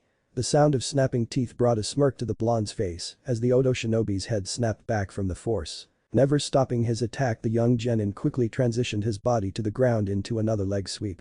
As his opponent dropped Naruto dug his crystal-coated right hand into the ground and grabbed a handful of dirt as he formed a single half seal with his left. The next instant and he leaned a knee onto his contender's chest as the dirt in his hand solidified in a single gleaming piece of reflective crystal. Without hesitation he jammed it forward and into the sound shinobi's chest. Teso kunai. The blonde muttered as the man underneath him began to gargle and choke.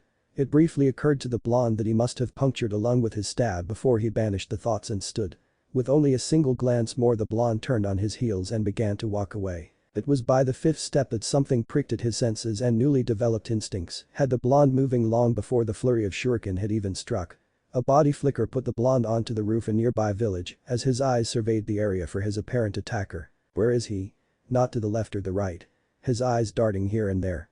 So below. The realization came in time to save his life. By the time the genin's feet had cleared the side of the roof the entire structure seemed to cave in on itself completely. Dropping to the ground in a quick the blonde quickly turned to watch as the entire building fell to rubble before his eyes picked up something in wreckage. What the hell? He thought as the bundle moved to reveal itself to be a man. Who the hell is this guy? The first thing the blonde noted about him was his height. He was tall, far taller than anyone Naruto had met up to that point. He was also lean and fit, not overly muscular but not skinny. The most noticeable trait was the long white hair he sported and his vivid green eyes. From there the blonde noted his strange clothing that resembled more of a loose flowing garment with a purple sash than traditional shinobi clothing. Overall, it was clear to the blonde that this was no average shinobi. "Are you Uzumaki Naruto?" The blonde blinked at the sudden question. The voice was not what he expected. It was calm and composed and full of complete and utter confidence. It was the kind of relaxed composure that didn't belong on the battlefield. And the blonde saw it for what it was, confidence. "I am." He responded just as confident as he could.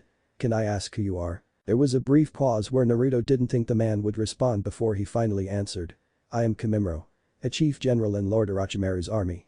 The words were said with the same uncaring calm from before. It was already starting to aggravate the blonde. Aha. It confirmed what he had figured from the wardrobe. "I'm going to take a guess that you're out here to kill me specifically." The man tilted his head slightly before he nodded. "Indeed. Yep. Figured as much." The blonde muttered as he stood up onto the tips of his toes to stretch. The truth was that he wanted to do any else but fight right now. His body ached everywhere and even his impossibly large chakra coils were beginning to burn from continued use. He didn't know how much longer the fights would take, but he was sure he wouldn't be able to keep this up much longer. Not like he cares. That ability is impressive. The man, Kimimaro, spoke again. "I have only seen it once before. The supposedly other user died. Is that so?" The blonde stalled as he began to map out a plan for the upcoming confrontation. "How long ago was this?" The man shrugged his slim shoulders. "A few years prior. A servant to my lord Orochimaru." The blonde frowned at that idea. He had been informed that the chances that someone else shared his elemental affinity was slim, but that there still was an opportunity. To hear of another so soon and a former member of the attacking force. Still, the idea that Orochimaru could have known about his ability beforehand was very slim, considering how much work the Sandaime did to hide it, which meant that the man was simply calling a hit on him beforehand. No doubt from the confrontation in the forest. But his newest opponent spoke about it as if he had a prior knowledge. Which could only mean that he was watching the last fight. A scowl slipping onto his face. That meant that he had already been analyzing his attacks. And he no doubt saw that the blonde was fatigued and tired. Choosing now as the perfect time to strike. Furthermore, his calm countenance also made the blonde suspect that he's been following me for a while now. The idea that the man had managed to slip past the notice of both Jiraiya and his own awareness spoke volumes about his own talents. This man didn't simply boast about being one of Orochimaru's best soldiers for the fun of it. He meant that completely. And that meant that Naruto was outclassed. The blonde was prideful but not stupid. He knew that a lot of his quick kills had been a combination of his own surprising skills and his opponents underestimating his ability. With his age and no vest, it was clear to the attackers that Naruto was only a genin. And as such they expected only a genin challenge. That in turn had proved to be their downfall. But this one had been studying him. He wouldn't fall from surprise. "Well." The boy began with a sigh. "We might as well get this started." His newfound reaction time barely saved his life. With hitched breathing, Naruto rolled with a blow and sprawled out onto his stomach. His right hand instantly shot to his forehead while his vision went blurry from the pain. He had thrown himself backward in an attempt to avoid the sudden attack. It didn't work. Whatever it was had hit him square in the forehead, and the wet feeling on the tip of his fingertips had told the blonde that his new defensive ninjutsu hadn't been able to completely stop it. Son of a, what the fuck was that? His clearing eyes told the tale for him. The man was still in the same place he had been standing before, but now the blonde could see the difference in his stance. His right leg had been shifted back and his left hand had been pointed towards the blonde. Naruto had barely seen the movement when he himself had tried to evade. Obviously it hadn't been enough. The glance towards the ground pieced together the rest of the puzzle. Lying in a spot where he had been hit was a single white projectile that was roughly oval in shape and covered in blood. The blonde blinked at the strange weapon before something triggered in his memory.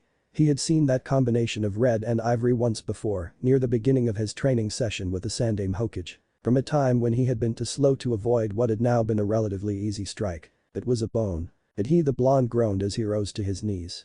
Did he shoot his fucking bone at me? His train of thought didn't get much further. "You should never take your eyes off your opponent," came the calm and cool voice. The blonde reacted with all the speed and violence he could muster, and in one moment he was halfway to his feet in mid-spin.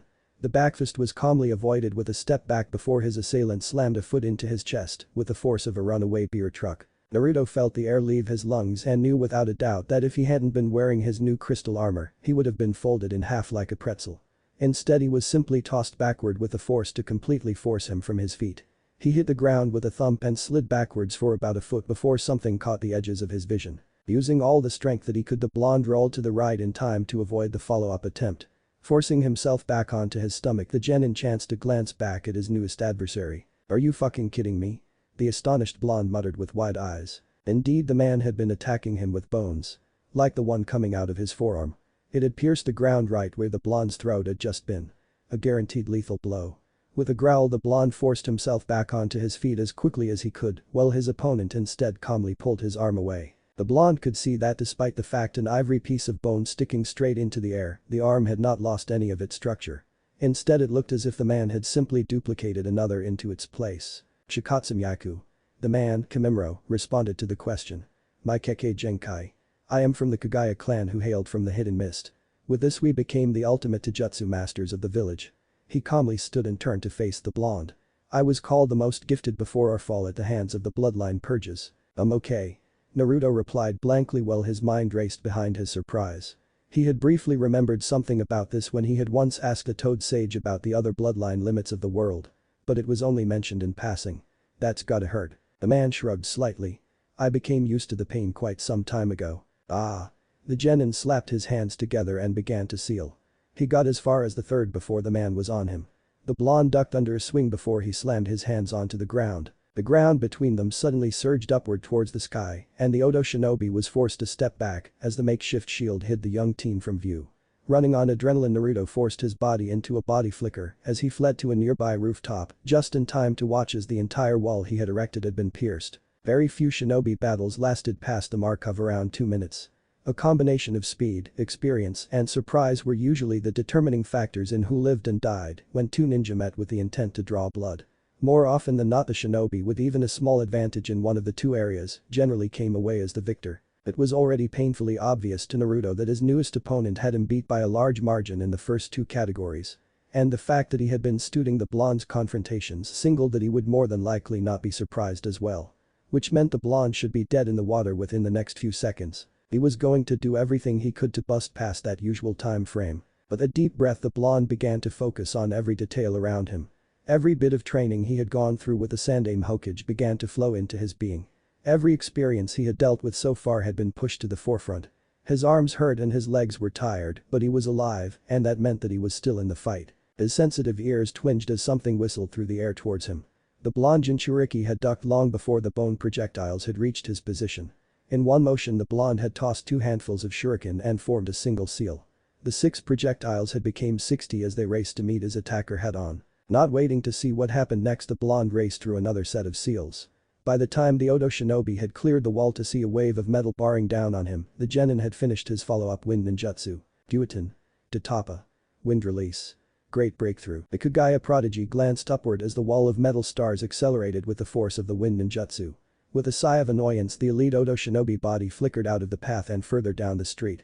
With a wave of his arm, a single ulna passed through his skin and slammed into one of the incoming clones. As it exploded into a cloud of smoke, a second had already slipped into range. The Kagaya tilted his head to the side to dodge a jump kick before he lashed out his opposite arm behind him and dispelled it much the same way. His green eyes glanced around the area before he took one large step back. As the blonde erupted from the ground where he had just been, the sound shinobi rocked back onto his heels before he suddenly lashed 1 foot forward. The blonde was again caught square in the chest and bodily hurled backwards. The Kagaya watched as fracture marks appeared on the blonde's arm before the unique armor he had been wearing simply seemed to disperse as if it had never existed in the first place. The man shook his head as he approached the downed genin. Your technique is just in the nascent stage. You don't have the control to keep it active or the seasoning to make it particularly hard. Against someone with the strength and knowledge like myself, you don't have much of a chance. He raised one arm and pulled forth another sword-like bone. Simply put, you are outmatched. The blonde said nothing in return and instead laid upon the ground panting. The Kagaya ninja continued on his path towards the blonde with the intent on ending the conflict once and for all when for the first time his opponent surprised him. The Mimro blinked as 2 sets of hands stretched from the ground on either side of him. He glanced down as each pair grabbed onto his ankles before he turned his attention back to the original. Naruto sat up on his elbows as his late trap had finally been sprung. The Kagaya sighed. This will not help you. He raised a bone sword in preparation to stab downward when the blonde snorted. Yeah, I suppose it won't. But you know one thing, an old guy I know once said I was better than most at. The blonde responded with a smirk. Sensing. The Odo shinobi got as far as a frown as he pondered the question before a shrill screaming lit up the air. The hairs on the back of his neck stood up on end as the feeling of raw chakra washed over him. Something was behind him. Something big. Hi there. Would you mind getting away from my genin? What if Naruto was neglected by family grandson of Mew? Thanks for watching my video till the end. If you enjoy this content, then do consider subscribing to my channel and leave a like if you guys need the next part, comment down, and thanks for watching the video and see you guys in the next video.